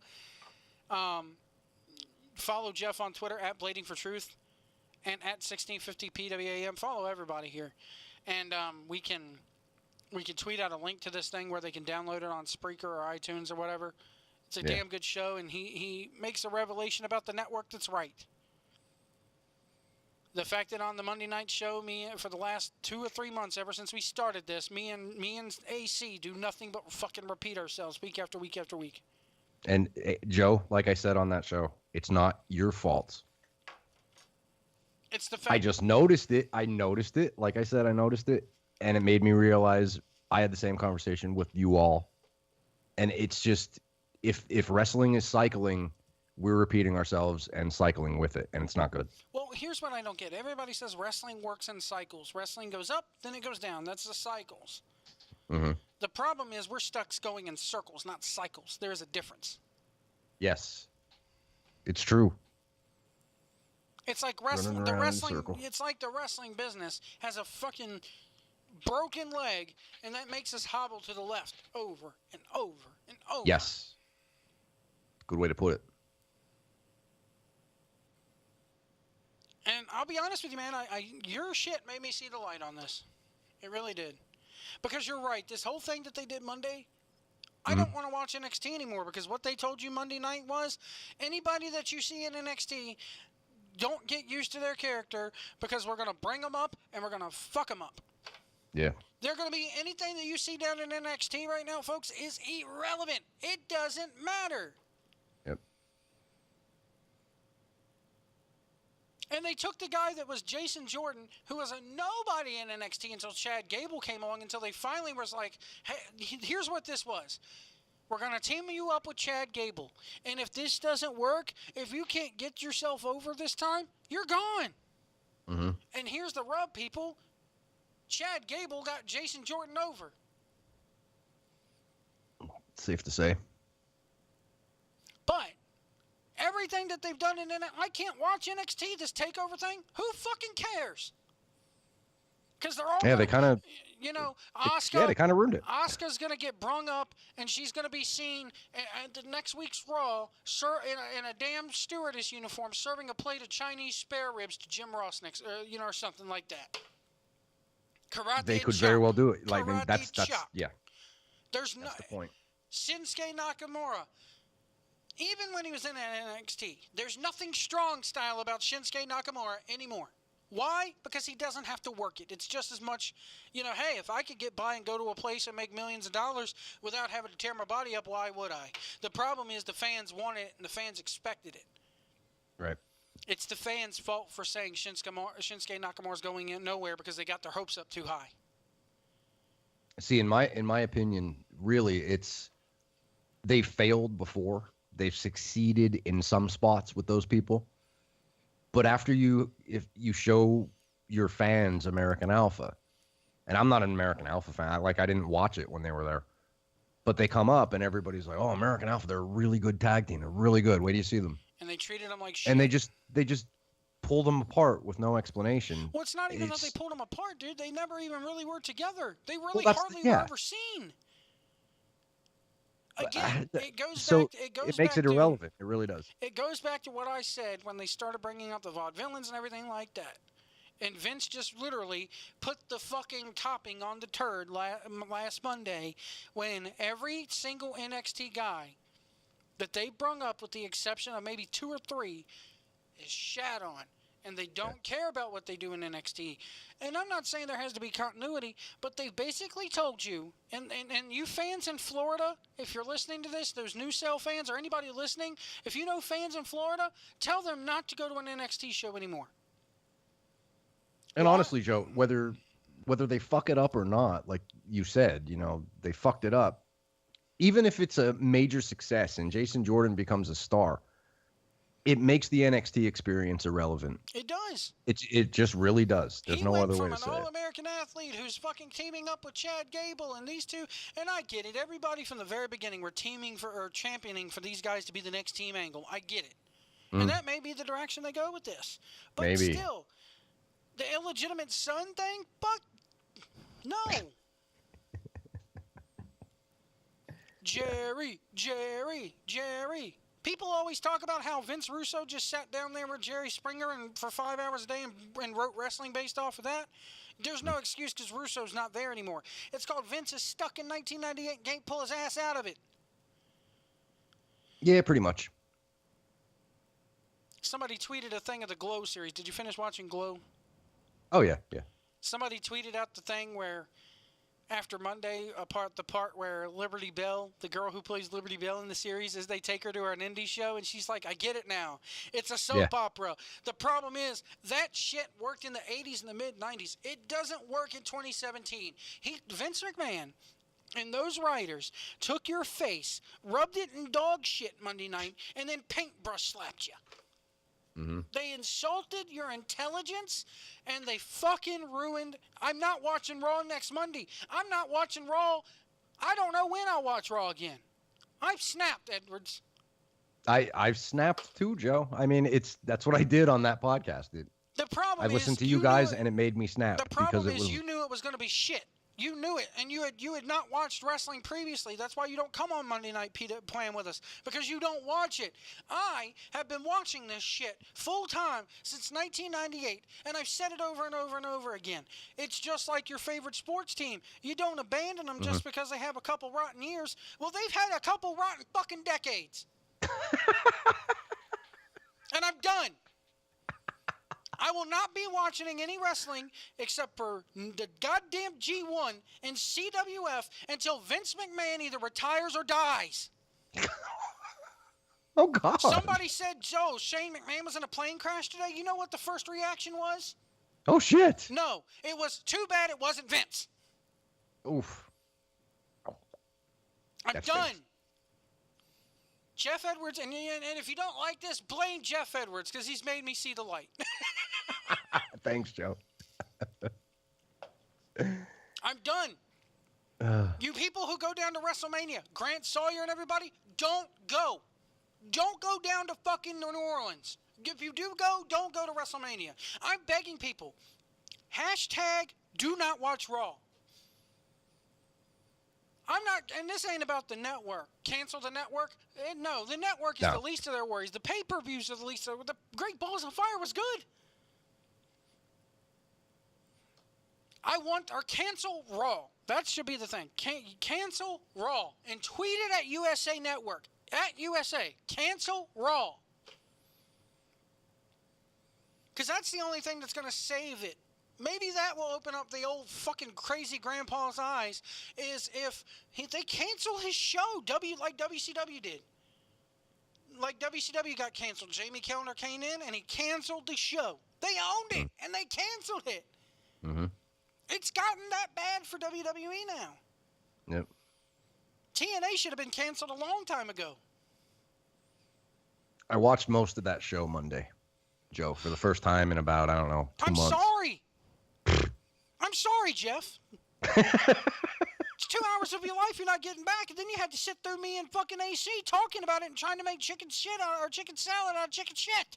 That's exactly the impression I'm getting, and it's like, why are we doing this? And kudos to Kurt Angle, by the way, because Kurt Angle, I watched a little interview that they did afterwards, and for all this bad bullcrap, it's not Angle's fault. It's not any of the wrestlers' fault. It's Vince McMahon's fault. Angle's sitting there grabbing Jordan by the nape of his neck and rubbing the back of his head. It's like, good old boy, that's my son, you know? Mm-hmm. He's selling it to the hilt, and he's doing a good job of it, but the problem is the Angle's bullshit. Yes. I will not be watching Raw next week. I will not be watching SmackDown next week. This pay-per-view that they got coming up Sunday. The Philadelphia Flyers are sending out people's emails reminding them of Battleground, saying, get these discounted limited view seats. Mm. The Philadelphia fucking Flyers and everybody around Philadelphia. Everybody's like, LOL, not go to New Orleans. Go to New Orleans when it's not WrestleMania week. Because this is another thing. All the indies, everybody's like, I'm going to go for the indies. Well, newsflash, it's a fucking goddamn shit show down there at WrestleMania weekend because it's too much. If it was Vince McMahon's choice, nobody would run in that city that night or that weekend. I was not expecting this, White. I'm done. Hashtag cancel Raw. And Joe, I was going to say, not only the Angle thing, and I'm not going to do it because I said I'm not going to do it, so I'm not going to do it. Don't do it. I don't want to hear about Monday. I want to erase Monday night. The whole thing, dude. It's the whole thing. There's 1,000 questions that make no sense. You can hang out with your friends in North Carolina, Grant. Do not give that motherfucker the money. He doesn't need it. It's just not good. I love Grant Sawyer to death, folks. He's like, I like hanging out with my friends or getting booked to go. Yeah, everybody loves a payday. Mm-hmm. But at what cost? Don't go to WrestleMania. All right, I'll change my mind since Grant Sawyer's on here and he's going to get a payday out of it. Go to Joey Janela's Midnight Jack-Off Party or whatever it's going to be this year. Go to the 57 fucking Evolve shows that they have down there. New Orleans might want to change their name on Saturday and Friday to Flow Sport City or Flow Slam City. There you go.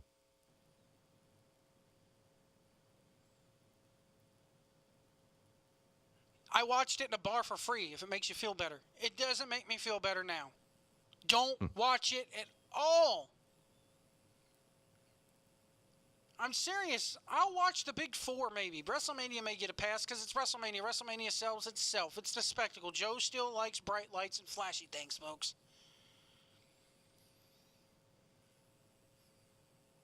I'll go to your one point this way. They can have Alexa Bliss come out Monday and show her tits to the world, and I still would not tune in. Joe's sexist. He won't turn in for Alexa Bliss's naked self. Not if Vince books it. Put it in CWF. I'll hop the first car, taxi, whatever down there. I'll hitchhike. Wow. You're bringing it, White. And for people like to go down there to New Orleans and party away. They like to party away down there and get drunk and get their shit all put all over Twitter. Come on. You're going to waste money to travel down there. To me, if you go to the indie shows, you're already you're fueling Vince even more. You want to know why, Edwards? Why? Because let's say you go down there to all the indie shows. You get drunk with your friends. Mm-hmm. You have a good time. You drag Stutzy out of 13 bars at 3 a.m. in the morning on a Saturday night. Good for him. I'm in no position to tell somebody how to live their life. But you know what the big headline is after all the indie shows, after all the drinking, after all the flippity-flu? You know what the big headline is on Monday morning? What is it? WrestleMania drew X amount of dollars to the city.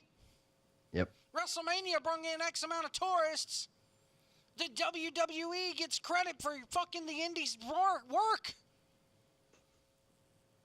Fuck you. Wow. This is amazing. Keep going. I'm not watching Raw Monday. I've had it.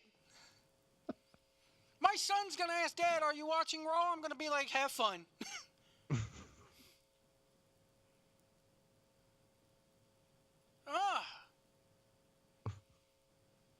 I'm worried about what Monday night PWAM is going to be, this week. Because I'm not watching it. I'm not going to read a report about it. I'm quitting cold turkey, Edwards. Good luck. Good luck, man. I hope you can do it. I can do it because I'm not going to do it. I've already erased it from the DVR, and I've told my Wow. DVR to not record the show each and every week. Wow. Someone sounds a little bitter. Yes, Vince McMahon has ruined it for all of us. A little bitter. It's been bitter for 20 years now. Mm-hmm. At least 10. You can't have storylines without good characters, Joe. You can't. You can't. And as a caveat, I'll just say this. Just for an example. One thing that I saw You can't have good Monday characters night. without good booking. Seth Rollins turns around. And the lunatic, I'll say it again, the lunatic character didn't hit him with the chair. He threw it out of the ring. The lunatic. Somebody's asking, how do you really feel, White? Yeah, the lunatic. He's crazy. Oh, he's crazy. He's crazy. crazy. He's so crazy that I'm he's not so going to hit a crazy guy and that's... conflicted. Yeah, Let me just get rid of the weapon. yeah, That's it a makes lovely total sense. joke. See, that's just one little nugget. We watch CWF and we always talk about the characters, and they're so fun and they're so good and they're so, Ethan Alexander Sharp, Sis. Aric Andrews. You can go on and on. Everybody. Logan Easton LaRue even. Mm-hmm. No characters protected on that show. It doesn't matter. I mean, that's all you need to say. So how the hell are you going to come up with a compelling storyline if you don't have characters that you're protecting? It makes zero sense. Part of me wouldn't hate it if they brought Dixie Carter out there. Would have been something. But no. The black kid who couldn't get himself over in NXT's got to be Kurt Angle's illegitimate son. And then everybody's going to be like, good way to... And, you get these memes on Twitter of, oh, he really did bang Raka Khan after all. And then they get the deal of him at the Hall of Fame speech holding up the 2 white milk jugs. They change it to chocolate milk on the meme. Yeah, that's all well and good. But you know what that is?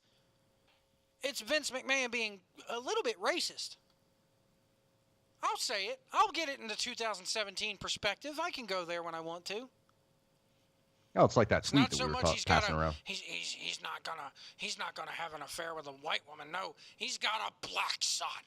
That's what it is. That I guarantee you that's how Vince McMahon is pitching this to. He doesn't even have to pitch it to anybody.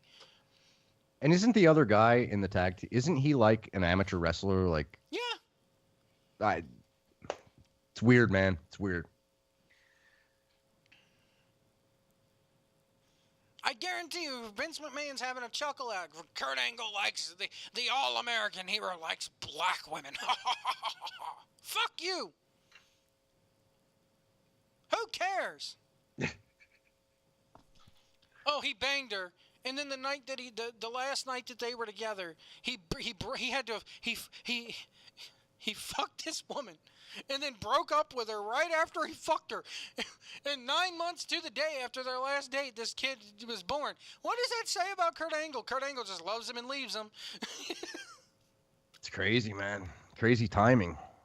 I'm done. I just can't take it anymore. Enough is enough, and it's time for a change. And the only way it's going to change is if we all band together and tune out and not give that prick a dime of our money. They were just here in Roanoke last weekend, and I didn't go. Mm-hmm. Mostly because I couldn't afford to, but also I didn't even know that they were there until I saw the hashtag WWE Roanoke bouncing around. Mm-hmm. But if they came to Greensboro next Monday and I had the money to go, I would not go. I really thought maybe they were turning over a new leaf. Jeff, I really did. Me and you even said it's lead balloon time, just like you said in your podcast, man. Mm-hmm. Again, go listen to Jeff's podcast because it's masterful. I'm sick and tired of going around in circles. I'm sick and tired of going around in circles, man.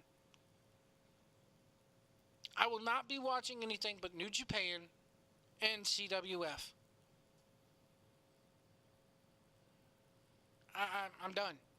I can't take this anymore. They've cracked the uncrackable. Here I am thinking it's going to pull through. I know you've even told Jeff, come on, man. They're going to pull through. They're going to be in an upswing soon. Yep.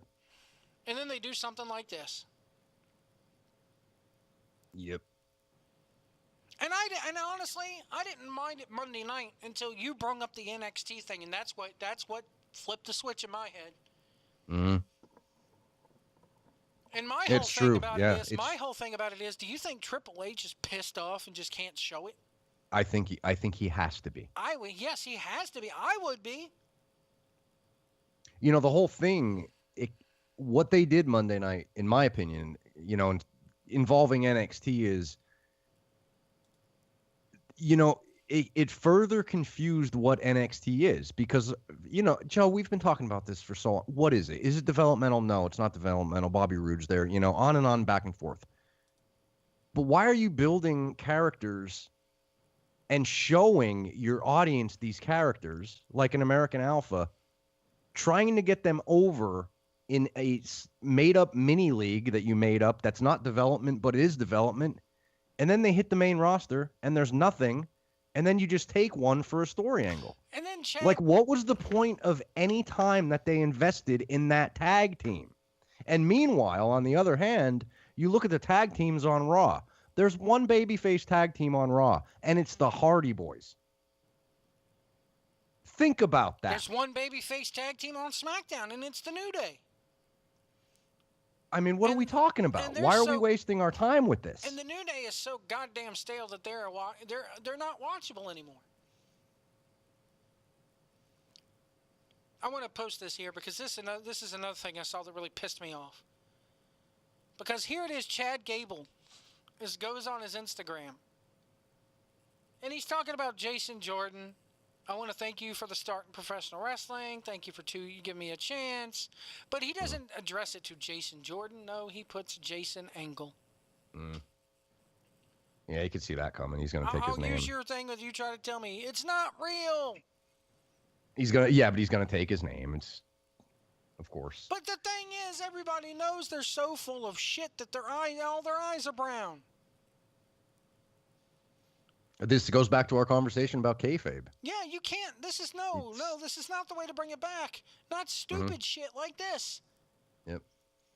Hell, it can't be half in, half out. I hope Jim Cornette comes out and rips this a new one.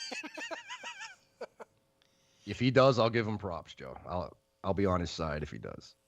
Because you know what this reminds me of? Oh shit, my drink almost spilled. Oh god. Oh god. Oh god, shit. I caught it though. This reminds me of something Russo would have done back in 1999, and it would have worked in 1999 or 98. But it doesn't work in 2017 when so many people are smartened up. Mm-hmm. If Game of Thrones or Walking Dead did something like this, There's your ratings just sinking. Yep. Let's talk about that for a second, too. Okay. I saw an article today. I know we're getting way off base. Thank you guys for tuning in tonight. Yes. I really and do want to thank you thanks, guys. Aric Andrews, Thank for you joining us. Eric Andrews for joining us. But And Seal Party in the chat, and Grant, as Yeah. usual, thank you. and Cecil with his memes. Brazzers for existing. Brazzers for existing. I should have played that song, from Avenue Q, the internet is for porn. It's the greatest musical ever, Avenue Q. But I saw an article online today, Game of Thrones. I don't watch it, but it had its big premiere. You watched it. Yes. Sunday night. I saw a fucking article today. Game of Thrones had a big rating, but they still didn't trump The Walking Dead. What are your first thoughts when you hear that? I want to see if Honestly, you pick up on that. My first thoughts, they're on a pay service That's called why HBO. I love you. I love you, Jeff. Okay. That's the first thing I saw. I was like, this whole article, I just read the headline. And then I went ahead and read the article. I was like, maybe they'll mention the fact that HBO is a paid service. Nope. And I was like, whoever wrote this, you're nothing more than a TV dirt sheet. I would agree. It's a paid service. Everybody gets AMC on their cable systems. Not everybody gets HBO. Yep. You can't. And I think it's apples and oranges. You can't compare the two in ratings. Now you could compare Walking Dead to Sons of Anarchy. Oh, absolutely. Oh, or, yeah. That's any full, network TV. Yeah. But you Definitely can't on the compare table. this. And I mean, whoever wrote that article, you're a freaking idiot. And Joe, you might know the answer to this, but I think 1 or 2 or 3 years ago, I think the president of HBO did an interview, and he said that Game of Thrones is the most pirated show on those, It is. Pirate Bay and all that shit. And they asked him, well, how are you going to put a stop to that? And he basically said, we're not going to put a stop to it. Why would we? We'll make the money elsewhere. Yeah, they're making the money. What they don't get in ratings, they're making off of merchandise. Yeah. Same thing with The Walking Dead. Mm-hmm. That show makes more money in merchandise than I bet you they do off advertising. Oh, my God. They have Lego sets. Walking Dead, like Lego sets. Little Daryl with the Lego and the bike. I mean, it's crazy, these shows. Speaking of Daryl. What's his face? I can't even tell you the name of the wrestler. I just know his cat's name. How's that for a gimmick, folks? Remind me again, who's this guy? I just saw him. Takahashi? Takahashi. Okay, yeah. That's what I thought it was. He's put a wig on the cat. Oh, wow. He's stepping it up. I saw a picture, and this cat's got a red wig on. And somebody in the crowd is, like, giving him a fist bump. And he takes the cat's arm and gives the dude the fist bump. Wow. I love it. That's funny. This G1 show, dude. You got to watch Night 1, man. Oh, I will. I'll get to it. Night 2 is taking place probably, I think, 5 a.m. this morning. Yeah. Yeah, you kind of have to stay on top. I should watch that maybe tonight. Because before you know it, it'll be night 3, and you're like, oh, shit. Oh, shit. Oh, God. It'll be like WrestleMania weekend. You can't keep up with what's happening. Yeah. Unless you go to Joey Janela's spring break. Would you say midnight jerk-off party? Joey Janela's midnight circle jerk. There you go. That's all that's WrestleMania's weekend is done is now. And here I am wanting them to release the Chip Day Trevor Lee match before WrestleMania weekend. I'm glad I was wrong on that. Mm-hmm. Give it time, Joe, because I didn't see not a one podcaster, not a one YouTuber say that they liked what they did Monday night. I think they're in for a serious crash. And let me say this. If I'm offending you, I'm in no position to tell someone how to live their life. If you want to go down to WrestleMania weekend and sit there and watch all the flippity-flu and the two sweet me's and the circle jerks, go down there and watch it. Be a part of it. Have fun. Get your rocks off. Mm-hmm. But at the end of the day, again, the headline is not going to be Flow Slam and Evolve drew thousands upon thousands to New Orleans. It all goes in WWE's pocket one way or another. or on their ego. All you're doing by going down there WrestleMania weekend is sucking Vince McMahon's balls to go to any show down there. Yep. That's true. Because the headline, and let's face it, Monday Joe, morning or Tuesday morning is WWE draws thousands and is a big economic boost for New Orleans. Which is all fine and good, but let's face it, as far as the show goes, you're going to get somebody going over somebody and winning a belt, and then 2 weeks later, that somebody will lose that belt to somebody that shouldn't beat them. Yeah. Because that's what they do. And it's sad that on these WrestleMania weekend shows, that's what they have to resort to, because otherwise people are going to be like, they did a WrestleMania weekend show and it was crap, nothing happened. What the hell am I paying? They jacked up the ticket prices because of WrestleMania weekend. They didn't get the damn Joey Janela didn't drop his belt or his pants. What the fuck? And it gets the wrestlers paid. I'll be honest with that. Well, didn't we say that fucking what's-his-face was booked on 30 fucking shows or 18 shows that weekend? Yeah, who was that? Ricochet? Who was it? I think it was Sabre Jr. Yeah, it was. It was. Congratulations. You're booked at the same promotions that you'll be booked at 2 weeks from now. Only you ain't got to wreck your body in a 48-hour period to do it. Congratulations, Sabre. It's crazy. It's crazy, man. Let's talk about Zack Sabre Jr. here for a second. Go ahead. Fought Tanahashi on night one. Okay. Didn't like the match. It was the only match of the night I didn't like, and I love me some Tanahashi, man. Yeah. I was kind of disappointed here because it's all... Zack Sabre Jr.'s matches are all the same. Let's see how far back I can bend your limbs. Yep. He's a one-trick pony. That's what he is. It is, and his look is horrible. Yep. I'm more of a something to look at than he is. And that's saying something. I'll say this, stretching Joe. it. You're more interesting to look at. Thank you. Whether that's good or bad, that's up to the viewer. As long as it's good radio, I don't care. Somebody says I'm going to need a drink in a Bob Ross. Somebody goes, I'm going to need a drink in a Bob Ross marathon after this. You know, you're going to need just some of those happy trees for WrestleMania weekend. Bob Ross. Bob Ross. I love me Shout out Bob Ross. That's awesome. He's dead, Jeff. It doesn't matter. You could shout out a dead guy. Shout out to the dead guy rolling in his grave, painting the happy trees. All right. Dude, I'll watch that guy right now. I love that show. I used to watch the hell out of him when I was a kid. Yeah. Awesome. You see online these ASMR videos where people are like whispering and putting people to sleep and relaxing? It works for some people, but Bob Ross is the original ASMR guy. Absolutely. Hi there, folks. I'm Bob Ross. We're going to run the colors along the bottom of your screen. I've already coated the canvas with liquid white and a clear coat. Stop. You're making me want to watch it. Jeff Edwards likes when I do the Bob Ross voice. Oh, it's so damn relaxed. Just kick back in the recliner, watch some Bob Ross. You notice Not off. I can hold this big-ass easel with all these blobs of paint and never get any on my shirt because I'm fly like that. I'm lit. I'm Bob Ross. I'm lit. I'm Bob Ross. You know, I'm just going to take my brush here and just whack it on the easel. That's to wake you up if I put you to sleep. Yes, I'm painting something up here. I'm sorry you fell asleep 20 minutes in, but I've already got the shack in the mountains pre-painted. Now we got to go in with those happy trees. Oh, let me paint my brush and then wipe my brush again. Put a little liquid red on my brush, sign it, and that's going to be a painting.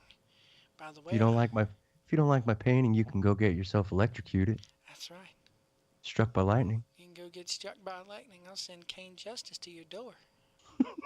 Buy my paintings, buy my paints, buy my brushes. Oh, shit. Oh, shit. Oh, God. It's a mountain. I'm just little stream. Oh, shit. Just going to put a little thing right here and, let's just get crazy. Oh, that was my favorite line from him. Yeah. Let's just get crazy. Let's just get crazy here. My voice ain't changed. In fact, it's more relaxing, but we're just going to get crazy. I'm going to put a big oak tree in here. Big old oak tree. There he is. You just got to get the lay of the land. That's what I always like. You got to get the lay of the land paintings. Let me just tell you here, folks, thank you for tuning in to WWE Raw. We have a sit down now with Jason Jordan or Jason Angle and Kurt Angle. That's AC's wake up call to remind him he's got a show to do in 2 hours. Joe Wake White. up in 15 minutes. Wake up, AC. Let me tell you guys something here. I'm backstage with Vince McMahon. Vince McMahon, just how small is your penis? Because the show's definitely compensating for something. Wake up, AC. Wow. Here with Jeff Edwards. Jeff Edwards stopped watching 8 months ago, but he still bitches about it. It still drives him nuts. He doesn't even watch it. We're here tonight with CL Party. CL, those guys lurking over your shoulder sure look scary. Razzers. I see like a Bob Razzers. Ross meme with Stutz' face going, "Oh God, a happy tree." I love it. We're here in a shoot interview with Bob Ross.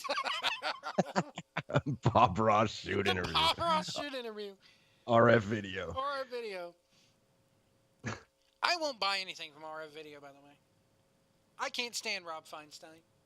Okay.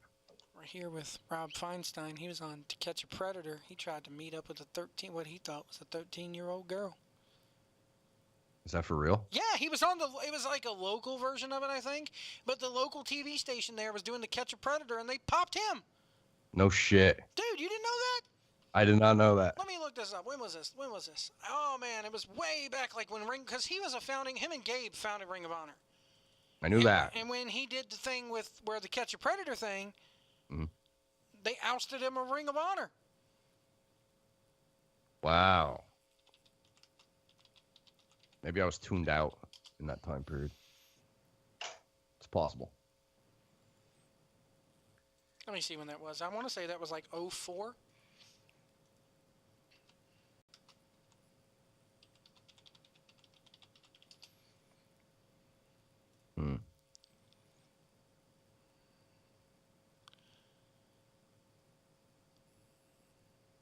Let me see this. To Catch a Predator.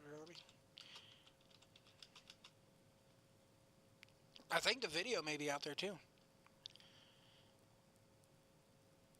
I shall have to watch that. Yeah, it was the Perverted Justice 2004 is what he was on.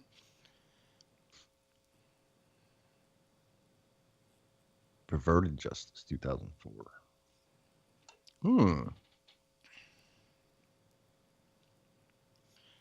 Well, that's lit. That's lit. Rob Feinstein being on Perverted Justice is lit.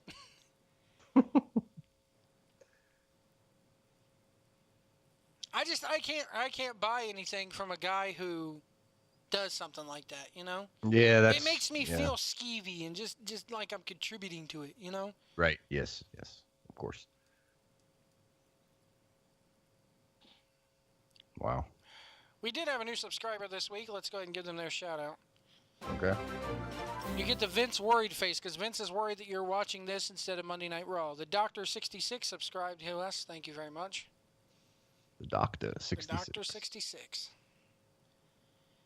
If I keep watching WWE, I'm going to need a doctor, but I'm not. I'm cold turkey. I can't do it. I can't do it anymore, Jeff. I know, man. I don't even know if I want to subject my son. You know what kills me, though? My son, at the end of this, my son usually asks me some questions about Raw. Like, hey, Dad, did you see this? Did you see that? He never once asked me about the Kurt Angle, Jason Jordan situation. Really? And that tells me that my 8-year-old son doesn't care. Right. Yeah. He asked me about, Alexa Bliss and all that. He's like, did you see the promo for SmackDown? But he never asked me about Jason Jordan, Kurt Angle.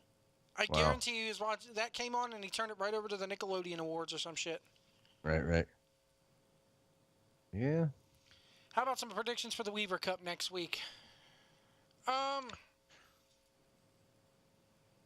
To be honest with you, if I had the brackets here in front of me, I could. I wish they would release a bracket for this, but it'd be nice, yeah. I can't really give you any prediction because I didn't write down who's teaming up with who and like who's matching with who. Is there one on the website by chance? There may be on the Twitter page. Let me check the Twitter page. No, I don't want to go to CWF Exposed. No. CWF Mid-Atlantic. Oh, haven't we exposed enough tonight on CWF? Oh, plenty was exposed tonight. Jeez.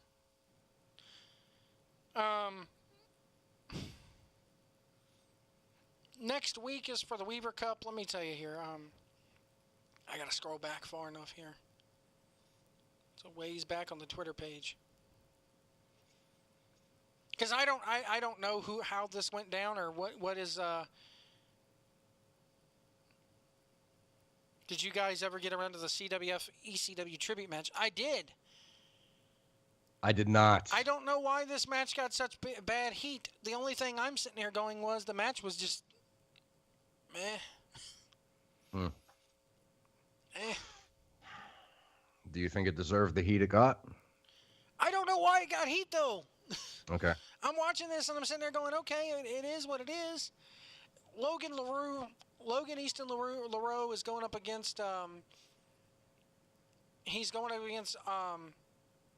Utamaro. Because I think you'll see Chet and Logan face each other. I mean, but then again, they're on opposite sides of the bracket. So in order for them to face each other, it would have to be in the finals. Mm-hmm. I see LaRue losing this, and then maybe doing something to cost Chet his match, if they bring him in for it. That would be I would get him over real big as a heel as if he cost Chet the Weaver Cup. Oh my God. But I'm hoping based off what we saw tonight, I'm hoping Utamaro goes over here. Here's the problem with these international guys. If they have good matches, the crowd's going to want to see them back. And are they really going to fly this guy in from Japan or wherever he's from to come back, once a month? I don't see that happening. Okay. I know why they're doing this. Because it's the new thing to do in 2017. You got to have Japan guys on your tournament, You got to give tournaments an international flair. Look at what culture's doing. Mm-hmm. Look at what WWE did with the Cruiserweight Classic, and look what they're doing with this women's tournament. They're international now.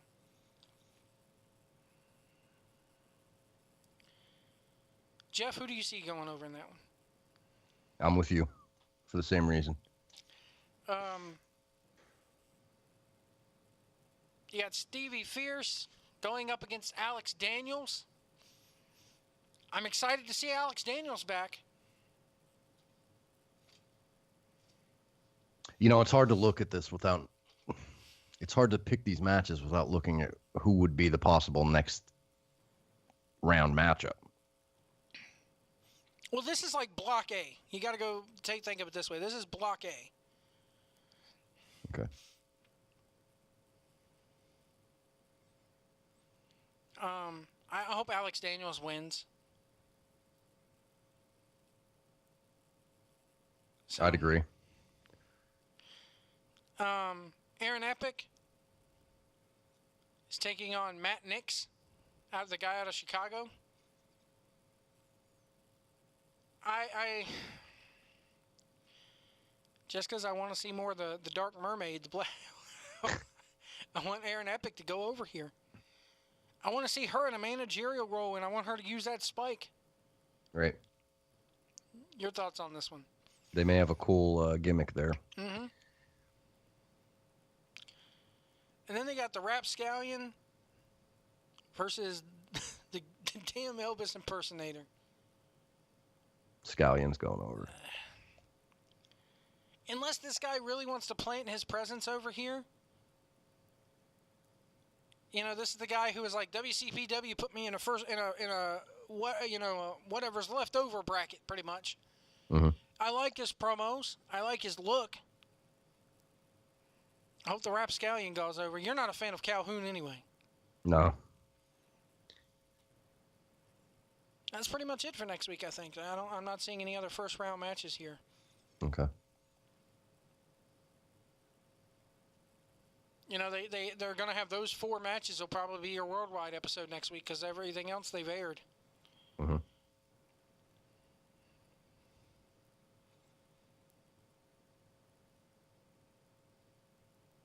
AC Hawks. Says he debuts from the Storm Wrestling Academy. So he's a Lance Storm guy. He's another guy that debuted at that show. I don't know who he fights. They really haven't said. You know, and I mean, Percy Davis and them are fighting for that tag titles, or for the chance to go to the tag titles. I mean, we don't really have a match card for next week. So, I mean, and I really wish they would release a full-on, now that we know all the entrants, we need a bracket, an updated bracket at that, you know? Mm-hmm. I know, easier said than done. It's a pain in the ass to fucking construct those things, but we do have match announcements for the 29th. And we've already kind of went over those, Chet Sterling and Roy Wilkins. Again, it depends on how...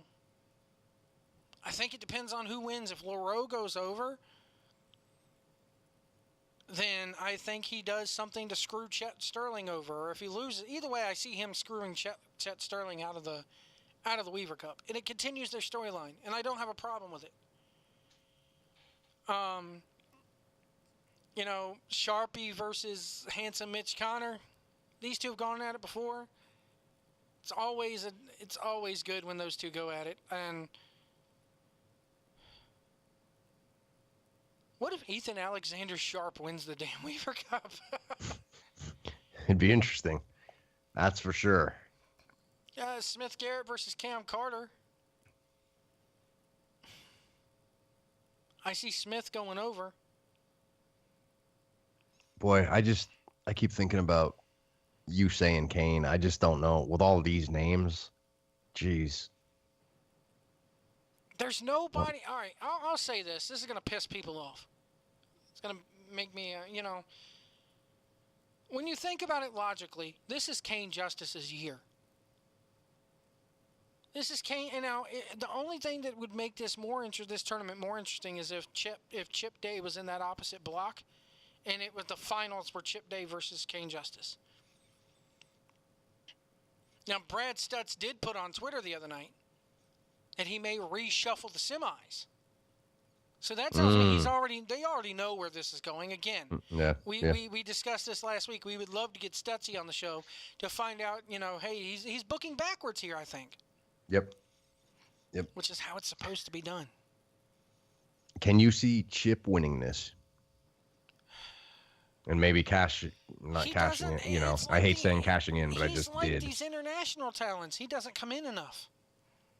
What if it's just to set up Day and Lee 2?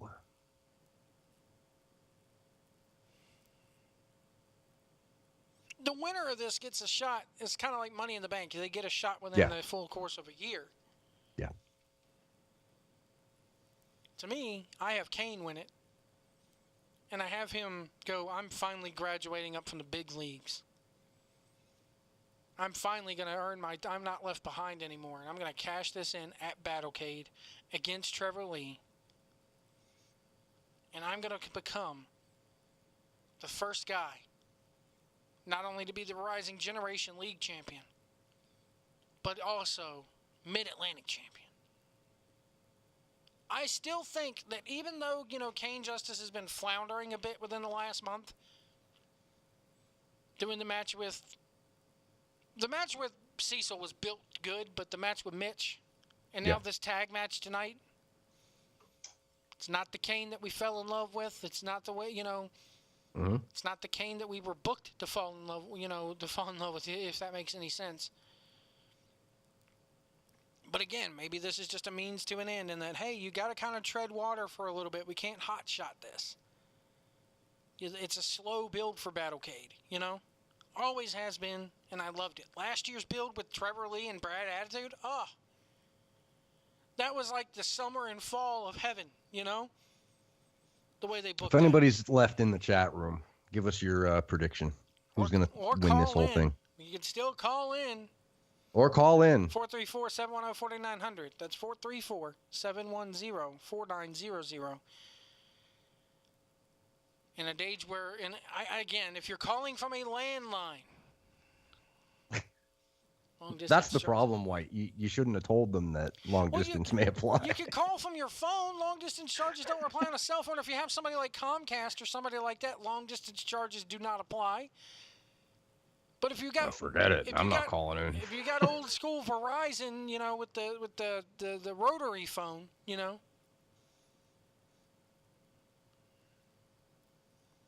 Look, if I don't say it, there's gonna be that one guy that goes, "Damn it! I called into the CWF show. These motherfuckers goddamn ran my phone bill up," And then we're gonna have a lawsuit. You guys didn't put fine print on the screen or didn't say it. And I'm going to be stuck paying $300 phone bill plus court costs. No, thank you. But yeah, feel free to give us a call, 434-710-4900. He has an ego. That's the gimmick. Jason Wiseman. Yep. Or Wiseman. Sorry. I don't know how to say that. Kane is my pick. There you go. So. Kane's my pick, too. But based off the way they booked this shit, and or Stutzy books it, I could see Chip Day going over, too. Because then you could have, and even though who says he has to be a regular guy? Let's take it from that standpoint. You could have Chip Day lurking in the shadows. Wrestling god, Kane is a prick. Yes, he is a prick. He's a prick. He's a damn good prick. He's our pick and our prick, He's apparently. our pick and our prick. For Joe and Jason, yes. I'm not sure. Can't decide why. But I can't decide. Makes sense. It does make sense. You went into Pat there for a minute. I just can't decide this, man. Why this CWF stuff, man? That's pretty good, my man, that CWF down there. Yeah, man. I like that Weaver Cup, man. That's good They shit. just don't serve Jack Daniels in the concession stand, so I'm not coming, man. Nah, man, I do my drinking outside in the parking lot, man. There's people that do that, by the way. I used to go to concerts in the 80s, my man. Here's the thing. Maybe Chip Day wins this tournament. Because to me, one of these two has to win it. None of these other guys, the way they've been... Which two? You're saying? Chip or Kane? Chip and Kane have to... One of those two is going to win it. Chet. You're picking Chet Sterling? No, I'm asking you, Chet. No! Tell me why you won't. Because his feud with LaRoe is not done yet. And I know you could have him lurking in the shadows and then he can move on and still have his feud. What about Roy? I'll be honest with you. I don't buy Chet Sterling as a damn heavyweight. What about Roy? Same thing? You don't buy it? Roy's got the golden ticket. I know. You're telling me he's going to have a golden ticket and the Weaver Cup? Oh, Could they do it? Could they do it? They could. What if he sits there and goes, he cashes in the golden ticket on Trevor, beats the hell out of him, and goes and then loses, and immediately cashes in the damn Weaver Cup. Hey, this ain't done. We're doing the Weaver Cup thing now. Bing, and then he wins. That would make it. Oh my God, they would crucify that son of a bitch. That sportatorium would have blood on the walls.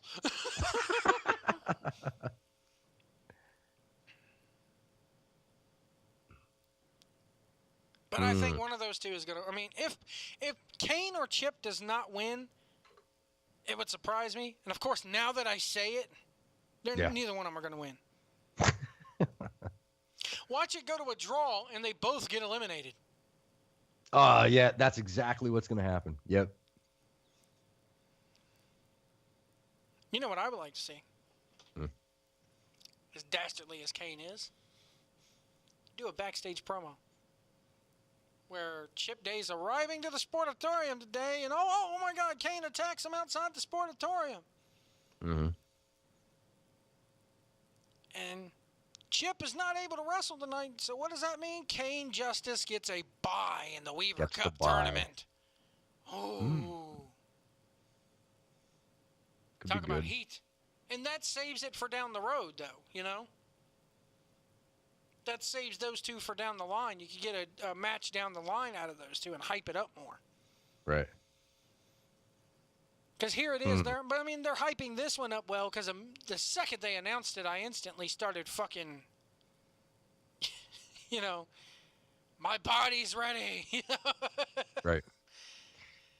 Everybody, even Johnny P was like, golly, I wish I had a private plane and a bag of money. Yeah, I saw that.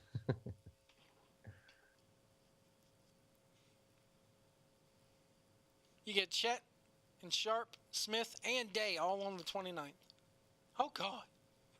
That's a card Chet. right there. Sharp, Smith, and Day. That is. Damn.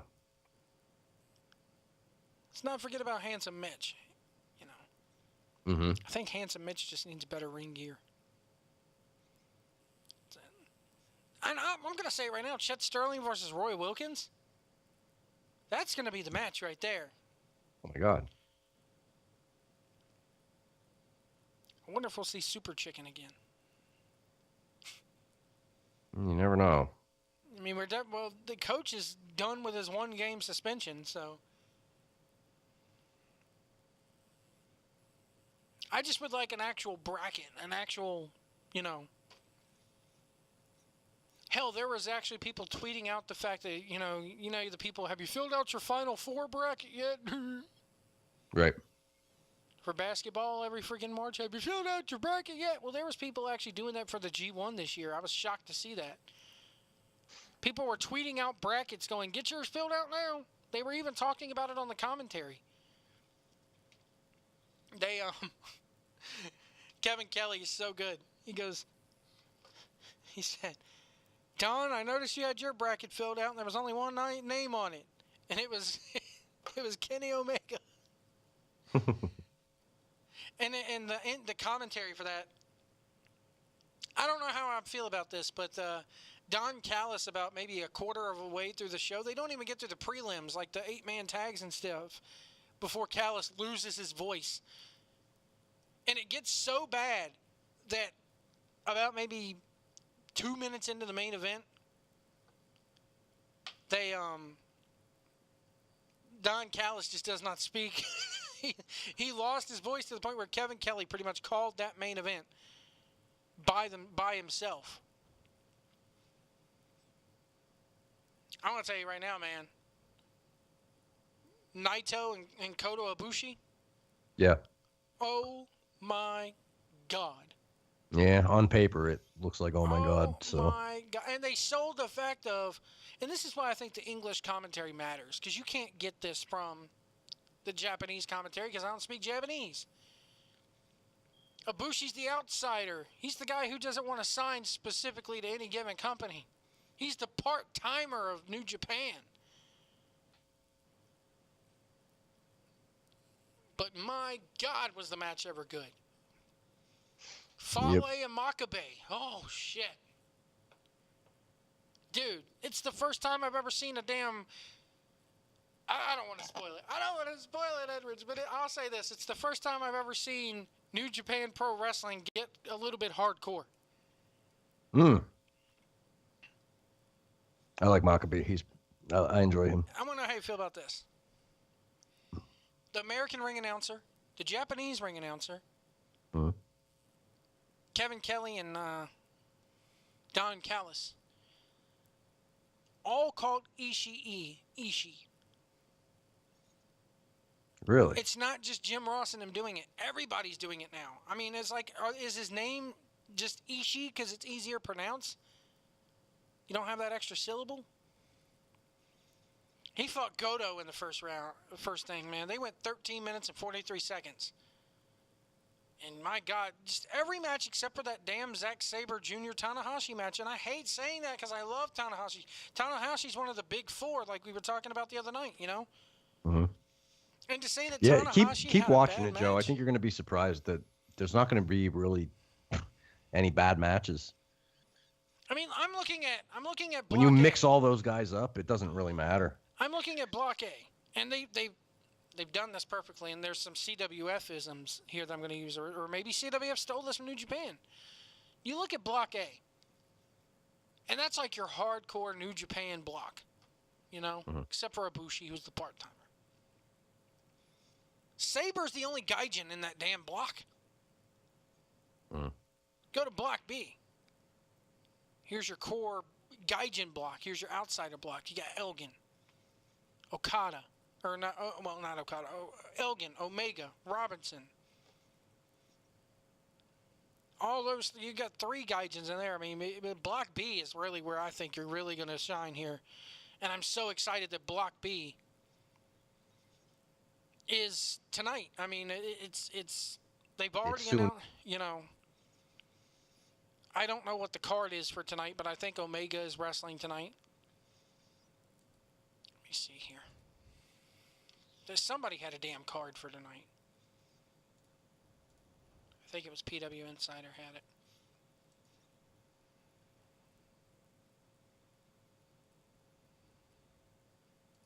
Here it is. Block B tonight, you're getting Kojima versus Juice Robinson. Elgin versus Tama Tonga. That's going to be something to see. Sonata versus Evil. Okada versus Yano. And Omega versus Suzuki, which I'm looking so forward to seeing that. And then, of course, you got nothing but tag matches on the undercard. Mm-hmm. Ibushi and Kawato versus Sabre Jr. and El Desperado, which El Desperado seconded Zack Sabre Jr. Mm-hmm. Kind of interfered in that match. Yeah, you could skip the tag matches. Joe. I am, and I did. I did. Yeah. I'm not missing much. No.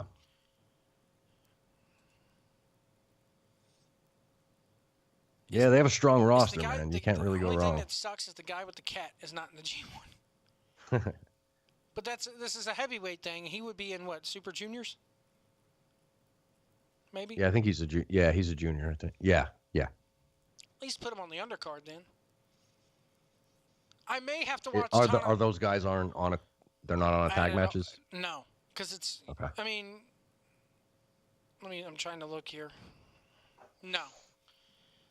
I may have to watch Tanahashi and David Finlay versus Bad Luck Fale and Chase Owens because I am a Bad Luck Fale fan and I'm a Chase Owens mark. So. Mm-hmm.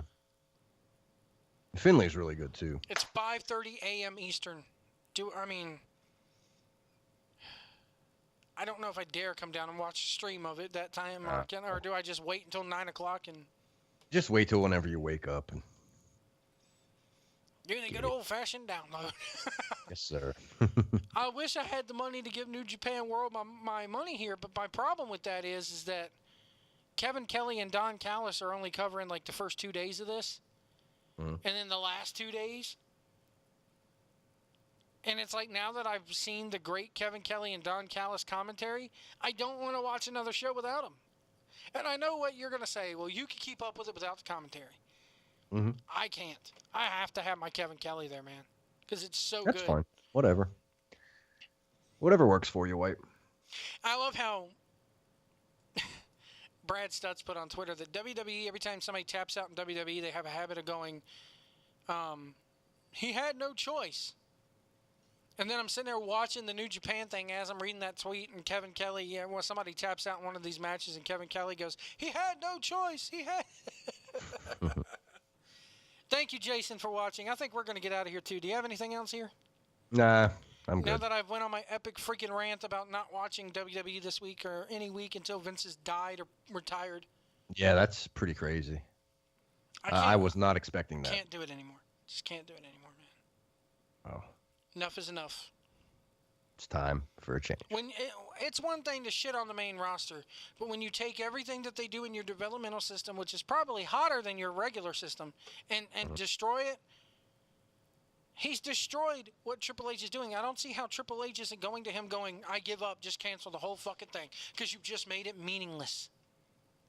Yeah, dude. I don't know. It's a great question. Unless they come out and have Triple H go, enjoy it while it lasts, because once they get up to the main roster, Lord knows what's going to happen. I'd love to ask him that question. Tonight, Jason Weissman puts, what have we learned? I guess you can do, what have we learned on the show tonight? Let's do it. Cecil is a perv. Aspen has Tracer X. Uh-huh. CL Party likes sex. Uh-huh. That's what we learned tonight. I love it. Jason, feel free to do that every week. I love it. I love the recap. For once, I'm not a sexist, fashionist pig. I love it. You're off the hook tonight, I'm White. How's it feel? I'm the baby face tonight. It feels good. Did a whole show and you didn't say anything controversial. CL Party just, said it all herself. She likes sex. Who doesn't like sex? You gotta love Let me tell you some something, sex. folks. If you don't like sex, what's the point in living? Sex and food are all you need in this life. Pretty much. Enjoy it. And Bob Ross. And Bob Ross, absolutely. Why not? And on that note, we're getting out of here. We'll see you at the Sportatorium.